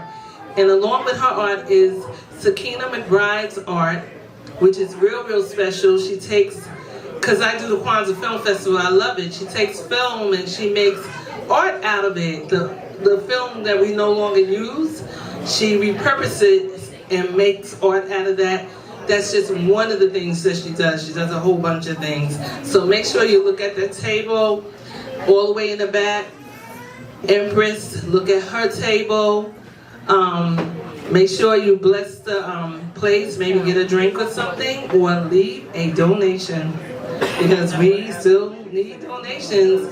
So thank you so much. We still have a few more, and I appreciate those who are still hanging out, because I know it's been a lot, but everybody was so relevant and so important. So right now, I just want a little moment for us to take a breather, to laugh, and just be light. So we have a comedian here. She's an actress. She's a comedian. She's been a part of my production years ago. She was in a play that I wrote called Ain't Your Mama Crying on the Pancake Boxcar. And she's gonna, and even in that play, she was a comedian in the play. So she's gonna do a little something. It's not gonna be long. Everybody now, you gotta be a little short, but Deborah Larissa.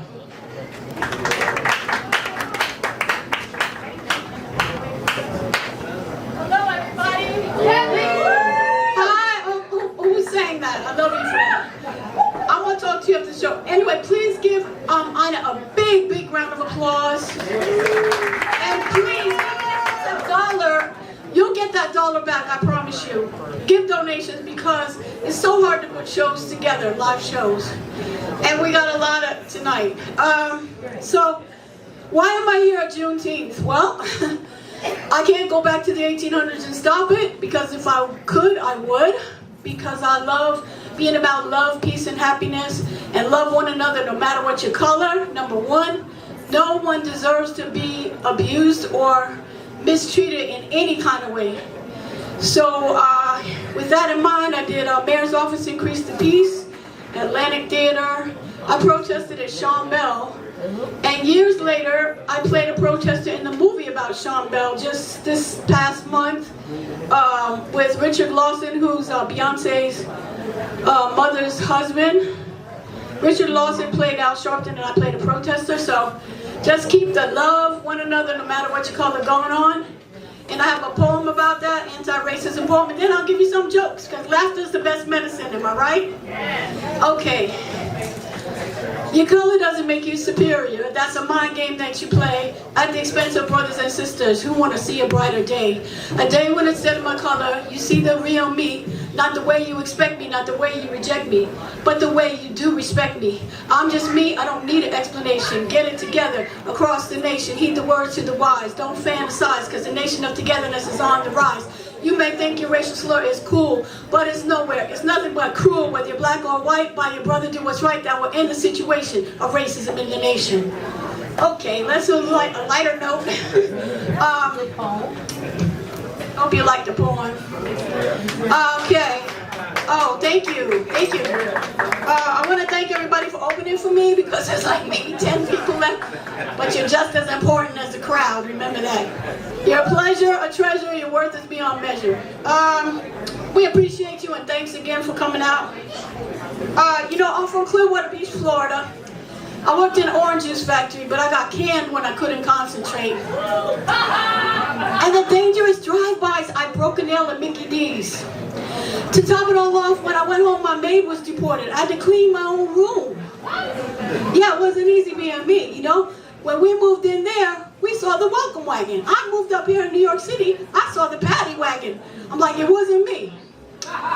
Then, my mother, she was strict. I don't know, did y'all have a strict mom? I couldn't do anything, like, you know?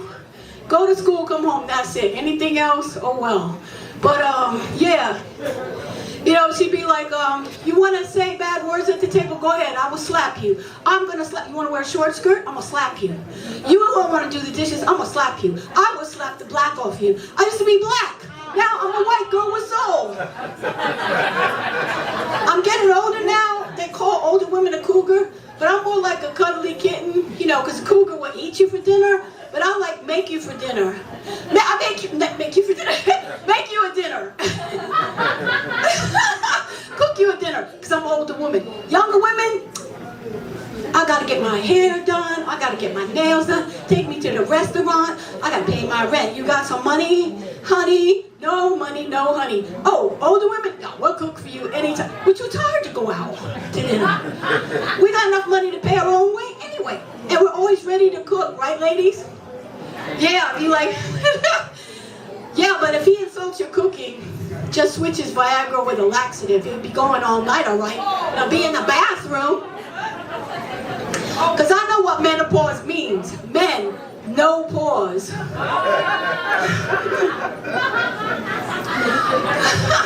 So y'all been a great audience, and I want to make time for everybody. But I'll do you a little character for you if you like, about men too. Because what else do men think about but women? What else do women think about but men? I'll do that for you, and then I gotta let people get on. I'm not hogging the stage like most people that came up here. But it was an important topic, so I'm not gonna complain. It's so important. And please, we need all the voices we can to fight racism and anti-Semitism. It's so important because there's a rise of it now. And let's keep Martin Luther King's dream going on. But anyway, men and women, like, what I like about American women, we're tough, you know? We're like, if we want to break up with a guy, we're like, oh, you can't pay the rent? You gotta step. That's it. Cut and dry. A British woman, they're very overly polite, you know what I mean? They're very overly polite. You can bet Meghan Markle and Prince Harry and all the royal family are so polite, right? Be like, I'm so sorry you can't make the rent. Listen, I've scrolled down and found you plenty of jobs. You'll have to find your own place, of course, but keep in touch, email, text me, whatever. Here's a map to find my place in case you forget when you're drunk. But anyway, you can visit, but that's about it. So, bye-bye now. Toot-toot, toot-toot, cheerio, and bye-bye everybody, love y'all. Oh, I'm Deborah Larissa, and my email is Deborah, DEBORAH, the letter K, 2490 @gmail.com. Deborah, DEBORAH, the letter K, 2490 @gmail.com. Love you guys. Stay strong. Okay, let's keep it coming. So, I'm trying to remember who goes next. Aisha. What?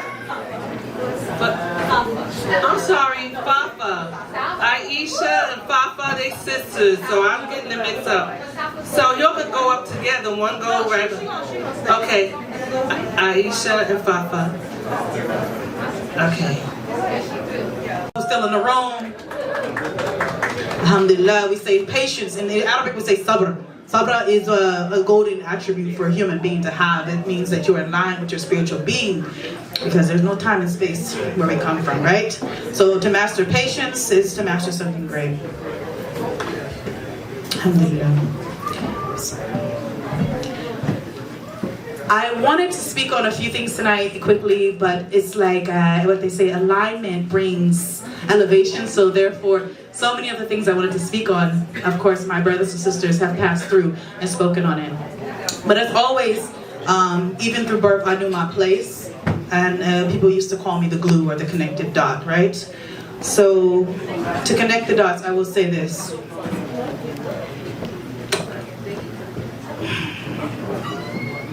We are on a path to healing, and to heal is to highlight that which is missing in our heavenly divine wisdom.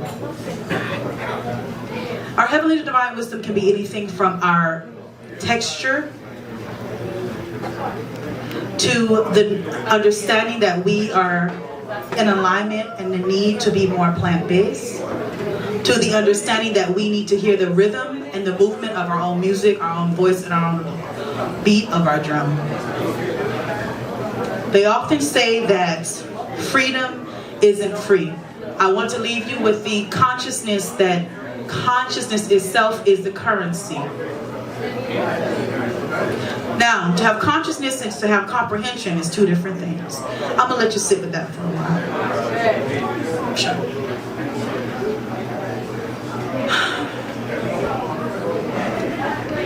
I had the beauty of growing up at the Shrine of Black Madonna in Houston, Texas. The Shape Center, if you guys want to look up the acclimate Shape, it is the center from which is parallel to where Beyonce grew up. People like Debbie Allen and other Pan-African historians, such as everyone from Muhammad Ali passed through there to pretty much anyone you can name. Being that I come from those roots and I have a lot of siblings and sisters and brothers who come from the East Coast, I often felt this disconnect, as we spoke of earlier, with the Black diaspora and being Black in America. Often feeling like I wasn't Southern, Northern, or East Coast enough, and that my struggle as someone who literally grew up seeing Juneteenth as a festival celebration, but also seeing active murders and constant police brutality as an active norm. So much so that it was until years later that it was embedded in me that this is in fact not persecution, not law, not legislation, but straight out fuckery, murder, and everything in between. You see, in the South, although you're conscious and woke, that is not a currency. You are in fact your own enemy. Do you understand? Because you're a little bit too conscious for those who are asleep, house Negroes, as they say, spook who slept by the door. But then you're a little bit too woke for those who are not ready to take the step into being actively woke. That means to know when one is sleeping, resting, and in the difference in between knowing when one is straight out not giving a fuck. And the reason I want you to notate that is because, as I said before, I realize in position of life, we all have a currency, we all have an energy, we all have a place. And I noticed that I am the connective tissue. Me as the South, grit, a woman deeply rooted. And if anything I've learned to this day is that my sisters and brothers from the East to the North are truly the branches that hold us together. We are taught oftenly that our struggle in the South is strictly for us. I will leave you with a little short story about witnessing what happened with George Floyd. I recently spoke about this because he is from my community. My siblings and some of the people went to school with him. It wasn't until we came out of seclusion, out of actual pandemic to march almost, I think, 60,000 strong in Houston, Texas, that I realized that there's almost no connection between me and my ancestors of Galveston, Tuskegee, my ancestors of Mobile, Alabama, my Gullah Geechees in North Carolina, my Caribbean people, my Latino. There is no disconnect. And the respect that we must give to the current energy that flows within us. It is time not only to awaken, but to stay woke. And in order to stay woke, you must know where the willow is sleeping. Amen. Bismillah.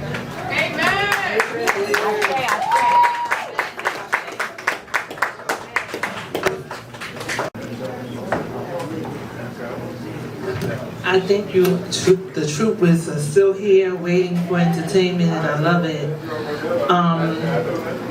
Sophia, you're going to introduce the next person, Zakia, and then after that we have a treat. Nicholas Long and his Kingdom Kingdom, what is the name? Theater Group. We'll be doing a skit to close this out. I don't think I forgot anyone. If I forgot anyone, because they're the finale. Anybody else that I was supposed to do something, please raise your hand. Anybody wanted to do something and just came and sitting there saying, I really want to speak, I really want to say something, let me know. I want to say I love you. Okay, Deetra is going to say something. Christian, she's here. She came to say something, but she gracefully said, I know you got a lot of people I know. So I'm going to let you just go ahead. I'm here. I'm enjoying myself. It's okay.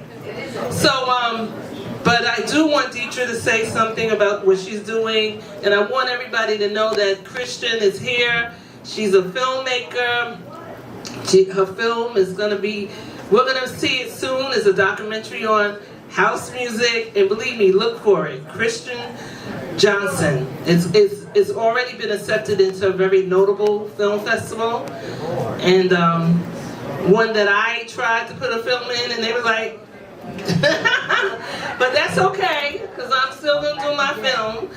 But Christian, we're really proud of her because she is like a truly historical editor, and there's not a lot of black people that have ever been in a union for being a black editor. So let's give her a round of applause. And a documentarian.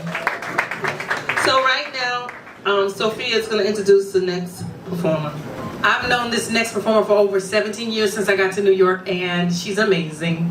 And I'm a fan of Zakia, also known as Zoc Solid. So Zoc, come on up and talk to the piano player about what you want to do. She is a consummate professional and a beautiful person. Her and her entire family are native of New York. They have a brownstone over there by Marcus Garvey Park where they live. And they own the brownstone. So she is truly Harlem. Zoc is the epitome of what Harlem is. And I'm very honored that she is here today for Juneteenth. So I'm going to let her talk to the piano player, and then I'm going to let you embark upon a journey, a spiritual journey, because this girl ain't no joke. I met her at St. Nick Pub, where I used to work back in the day when I first got here. It was open 100 years, and I just knew it would be open 100 more, but it closed down. I came out the bathroom, and the police was in my face. Then on top of that, Ed Norton and Bruce Willis shot a movie called Motherless in Brooklyn, and they burned it down after party. So they're still in works to give Vincent Lampkin, Ruth Lampkin's son, the money for St. Nick's Pub, and I pray to God that he gets everything that it's worth. He had his 5th birthday party when he was 5 years old. He ain't 5 no more. At St. Nick Pub. So I met her there. She was a bartender, and here she is. She told me to come see her bartend, and I ended up working there. It was only old people, but you know what? We brought all of the, you know what? Let me just say this. I performed there with Steve Wallace, and after we performed, the owners, Vincent Lampkin, came to me and said, I want you to bring more young people. And then all of my friends was like, how did you get a gig at St. Nick's Pub? Can you help me? And I said to myself, and I began to work there and make money at St. Nick Pub. So ladies and gentlemen, without further ado, Zoc Solid.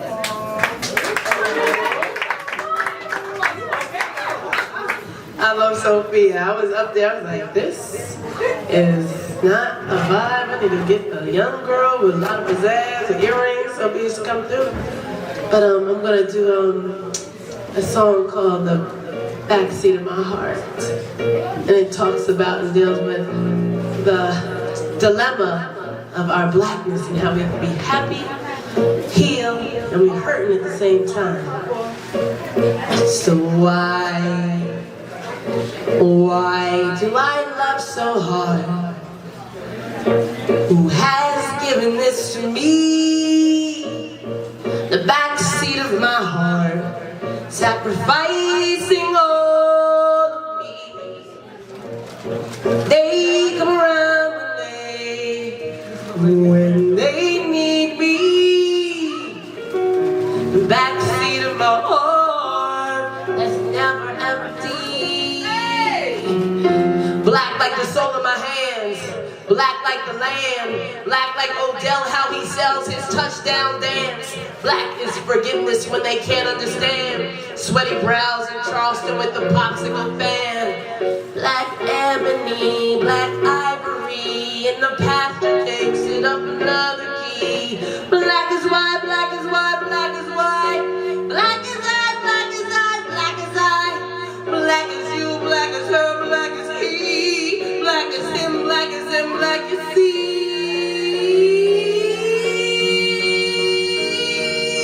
Black is why he got shot, and black is why the cab won't stop. Everybody wanna be black, but nobody wanna get got. Everybody wants to be black, but nobody wanna be shot. Stiff was that black kid trying to live class average. Don't judge a boy, cause he's coming out the house in the same clothes. Cause no one knows about the bloody woes of what your little brother had to go through. See them crooked cops on the block. I ran up on their whole crew, had to stop them boys, had to bring the noise. They don't know what we go through. They don't know what we go through. They don't know how we come through. They don't know what we've been through.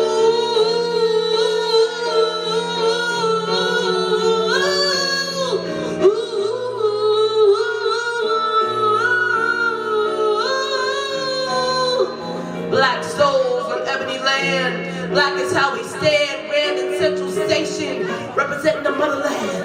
It's coded in our DNA, bound in the marrows and the avenues. Bones have this memory naturally, and it speaks to me, and it makes me see my destiny. Forget about the past. My neuroplasticity is enhanced when I think forward, and I change my attitude of gratitude while I'm in the mood running after me and after you.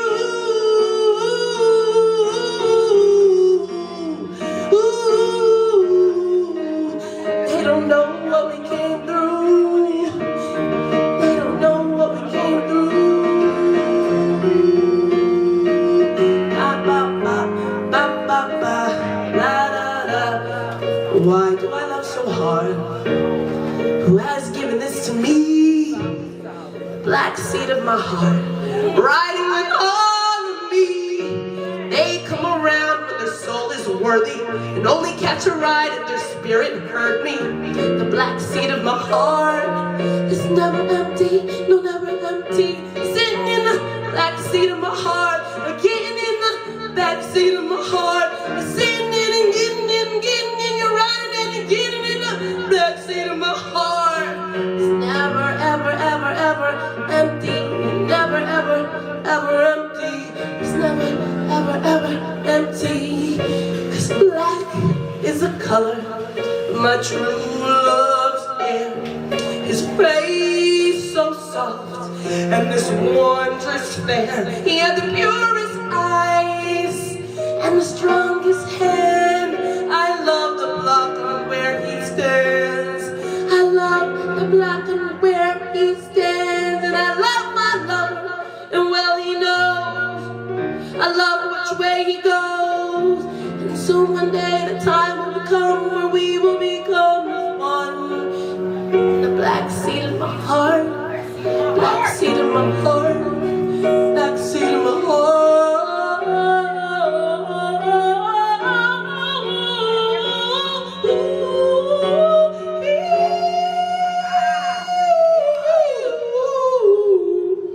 It's never ever empty. Stay full, my people. Thank you.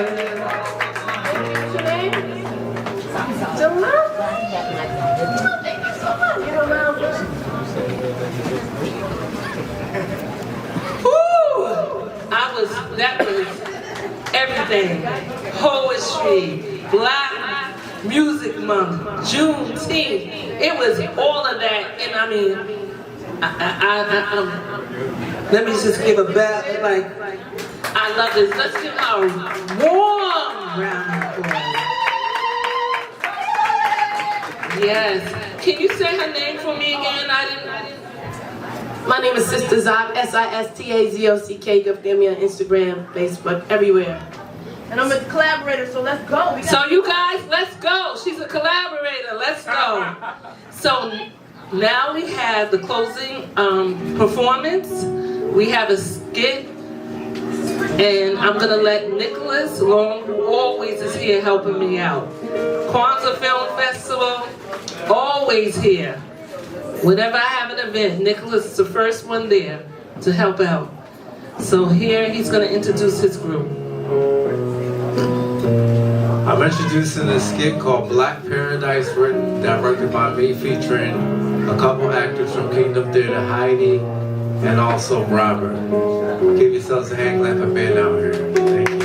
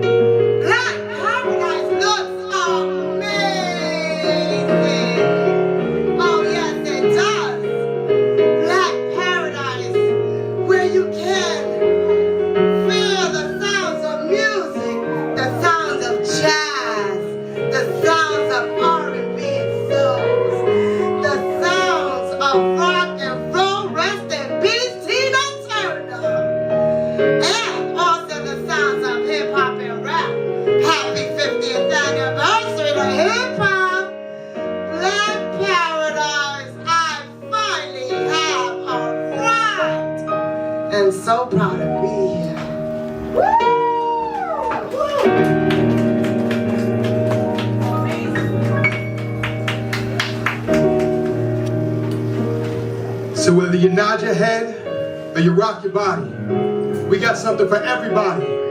So the one question I have for you is, what's your soundtrack in this black paradise? Hallelujah.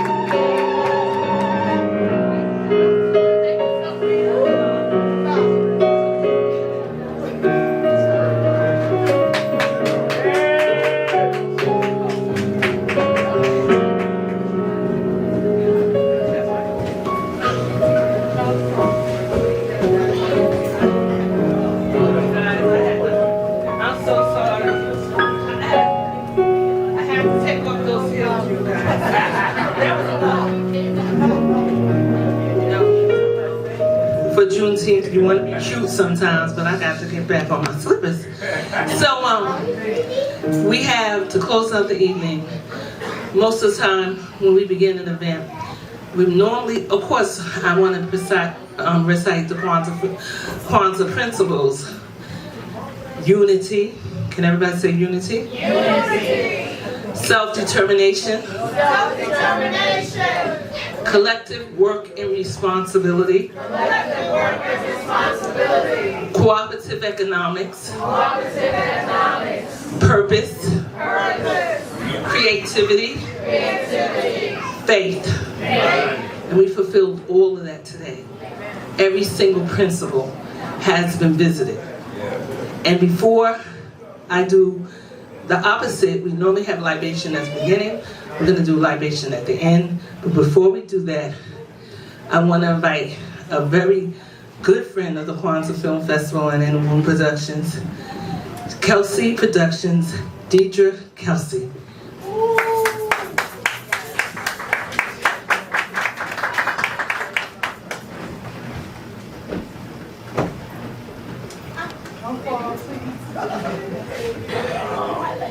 Hello everybody, how you doing? My name is Deidre Kelsey. Some of you may know me as Deidre Kelsey, host of a Sister Talk TV show. Some of you may not, I think they left. But anyway, I am a playwright, actress, and also a songwriter, I just found out. But I have a play, a musical called Whose Side Are You On? We're in the middle of casting. It's about a 16-year-old young man who's at a crossroad. Should he return to the church or stay with the gang who avenged his father's murder? It's really weird, I have spirits and visions and all that, but I'm still casting. If you're interested, come see me after this. But before I leave the stage, I want to say, let's give a hand to Ina for putting this magnificent project together. I knew Ina about some years ago, many moons ago, and I always have to tell this story. I was doing a one-woman show, Zora Neale Hurston, and she was trying to find me a venue, producers, and she had this Hoop DeVille car, two-door car, the muffler running, but we didn't care because we had some type of faith. She had a baby on her hip, and we was on the FDR freeway. I think it was a stick shift. Was a stick? Well, it sounded like one. And the muffler, and we were just trying to find our destiny. That's what we have been knowing her ever since. And just want to say, thanks once again. Thanks. Bye.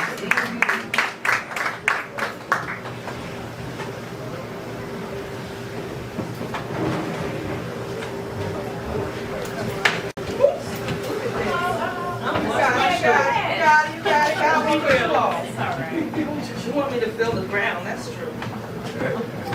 Yes. Let me be real. Even those shoes were hurting at this point. So anyway, whoever would like to come on stage, that's perform, let's all get up here, come as we close out. Monica is going to say some of the names of the ancestors that were with us, that was on that ancestor chart that we created. Because if you really look at it, we're probably all cousins. Because they went to particular places in Africa and they grabbed us up. We probably all of us related. Okay, so this is definitely a family reunion. And that's how we should look at Juneteenth. We should look at Juneteenth, because I always say, we be like, oh, that's another holiday. We still don't have reparation. We got to celebrate our wins. Right. Okay, it can't all be about, yes, we fight, but we got to celebrate our wins. That's what keeps you fighting.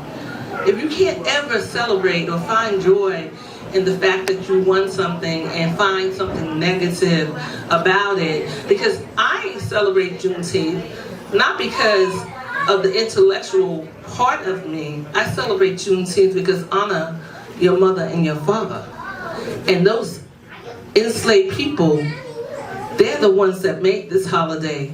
And if you can celebrate all the other holidays that no African Americans or African people had anything to do with it, I don't understand how you can't celebrate something that your forefathers created without the hands of the white man. They even invested in buying a park because they were not allowed to celebrate. So they had to own the land in order to actually have the Juneteenth celebration. So they put their money together, collective worker responsibility, and they had faith that people would show up and have a purpose with it. So you have to honor them. We don't always need your opinion. I don't need your opinion about my aunt, my grandma Maddie, that iron somebody's clothes.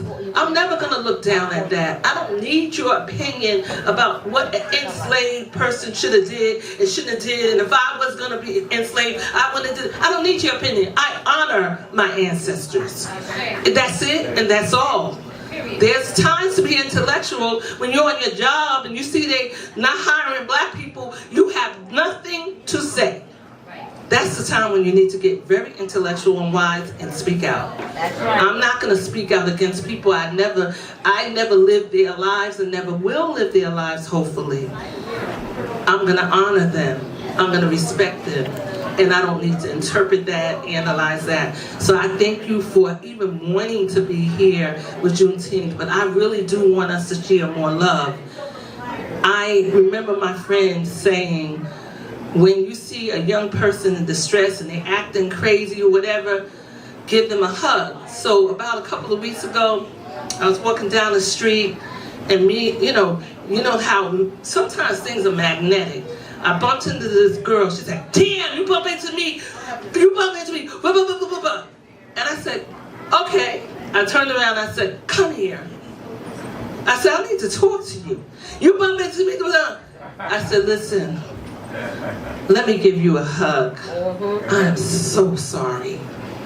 She didn't know what to do with it, but smile. Because there was nothing else to do. We do not have to fight fire with fire. We can fight fire with love. And particularly instead of trying to pull up somebody's pants, pull up their life and give them some life to live. But you're worried about how they look to other people because you feel that that's something that's a reflection on you. That's not a reflection on you. The reflection on you is that you're not trying to help them pull up their life. All right. That's the reflection on you. So for Juneteenth, let's go out there and let's talk to our young people. Let's let them know I love them. Let's not fall down to just, we are the worst advertisement of our own children. You're right. We are like, they don't want to do nothing. They don't, no, did you ask them? That's right. Did you give them the opportunity to speak to you or did you judge them?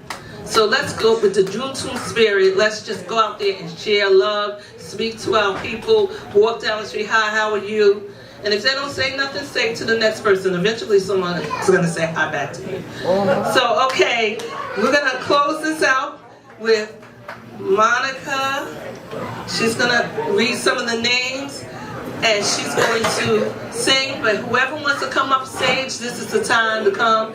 Particularly the performers, you could come so we can get a group kind of a picture. But I'm going to go on this side. Thank you.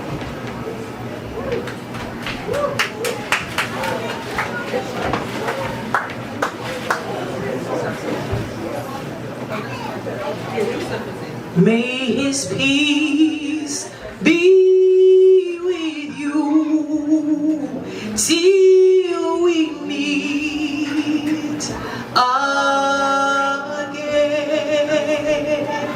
May his peace be with you till we meet again. Till we reach that distant shore and we stop the war no more. May he give you strength to endure till we meet again. Till we meet Kelsley Sr. Celestine Cisco, Connie K. Reggie Dunson, Ashe. Ella Mae Puckett, Ashe. Ethel Bell McMillan, Ashe. Katz McLiver, Ashe. Harry R. Downing, Ashe. Willie Beatrice Downing, Ashe. Bessie Mae, Ashe. Matthew Hunter Sr., Ashe. Alexandra Fields, Ashe. Ashe. Johnny Williams, Ashe. Ashe. Pamela Lee, Ashe. Ashe. Milton Mildred Lamb, Ashe. Audrey Cooper, Ashe. Alberta Scott, Ashe. Bradley Lucas, Ashe. Anthony Sean, Ashe. Malcolm, Ashe. Dr. King, Ashe. Alexander Elizabeth Allen, Ashe. Harry Ivory, Ashe. Bob Ivory, Ashe. Jackie Alexander, Ashe. Robert Graham, Ashe. Louis Terry Perez, Ashe. George Digsby, Ashe. Thomas Dunn, Ashe. Packaborn, Ashe. Tony Bird, Ashe. Larry Bird, Ashe. Brenda Coleman, Ashe. Mattis Chaplin, Ashe. Maury Graham, Ashe. Taha, Ashe. Ivana, Ashe. Bill Dixon, Ashe. Mildred Whitefield, Ashe. Gladstone Ellen, Ashe. Mary Magnum, Ashe. Walter Graham, Ashe. Dean Whitehead, Ashe. Alice Moore Deborah, Ashe. Jamie G. Ma, Ashe. Wesley Harris, Ashe. Rita Harris, Ashe. Nadia Harris, Ashe. The audience, is there anyone you would like to add? John D. Norris, Ashe, Ashe. Ashe. Omega Delta Washington and Walter Washington. Ashe. Ashe. Ashe. Ashe. Ashe. Dr. Satan. Ashe. This is Flatland. Ashe. Ashe. Okay. Ashe. Fannie Lou Hamer. Ashe. Ida B. Wells. Ashe. Ella Baker. Ashe.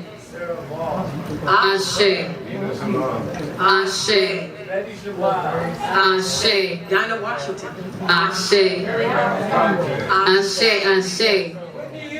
Ashe. Ashe. Ashe. Ashe. Ashe. May His peace be with you till we meet again, till we reach that distant shore, and we study war no more.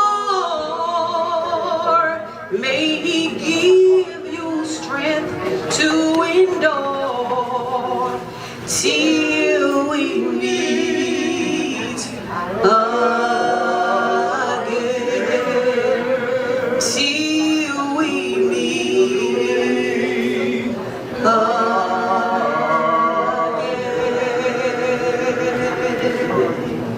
Ashe. Ashe. Ashe. Thank you. Thank you.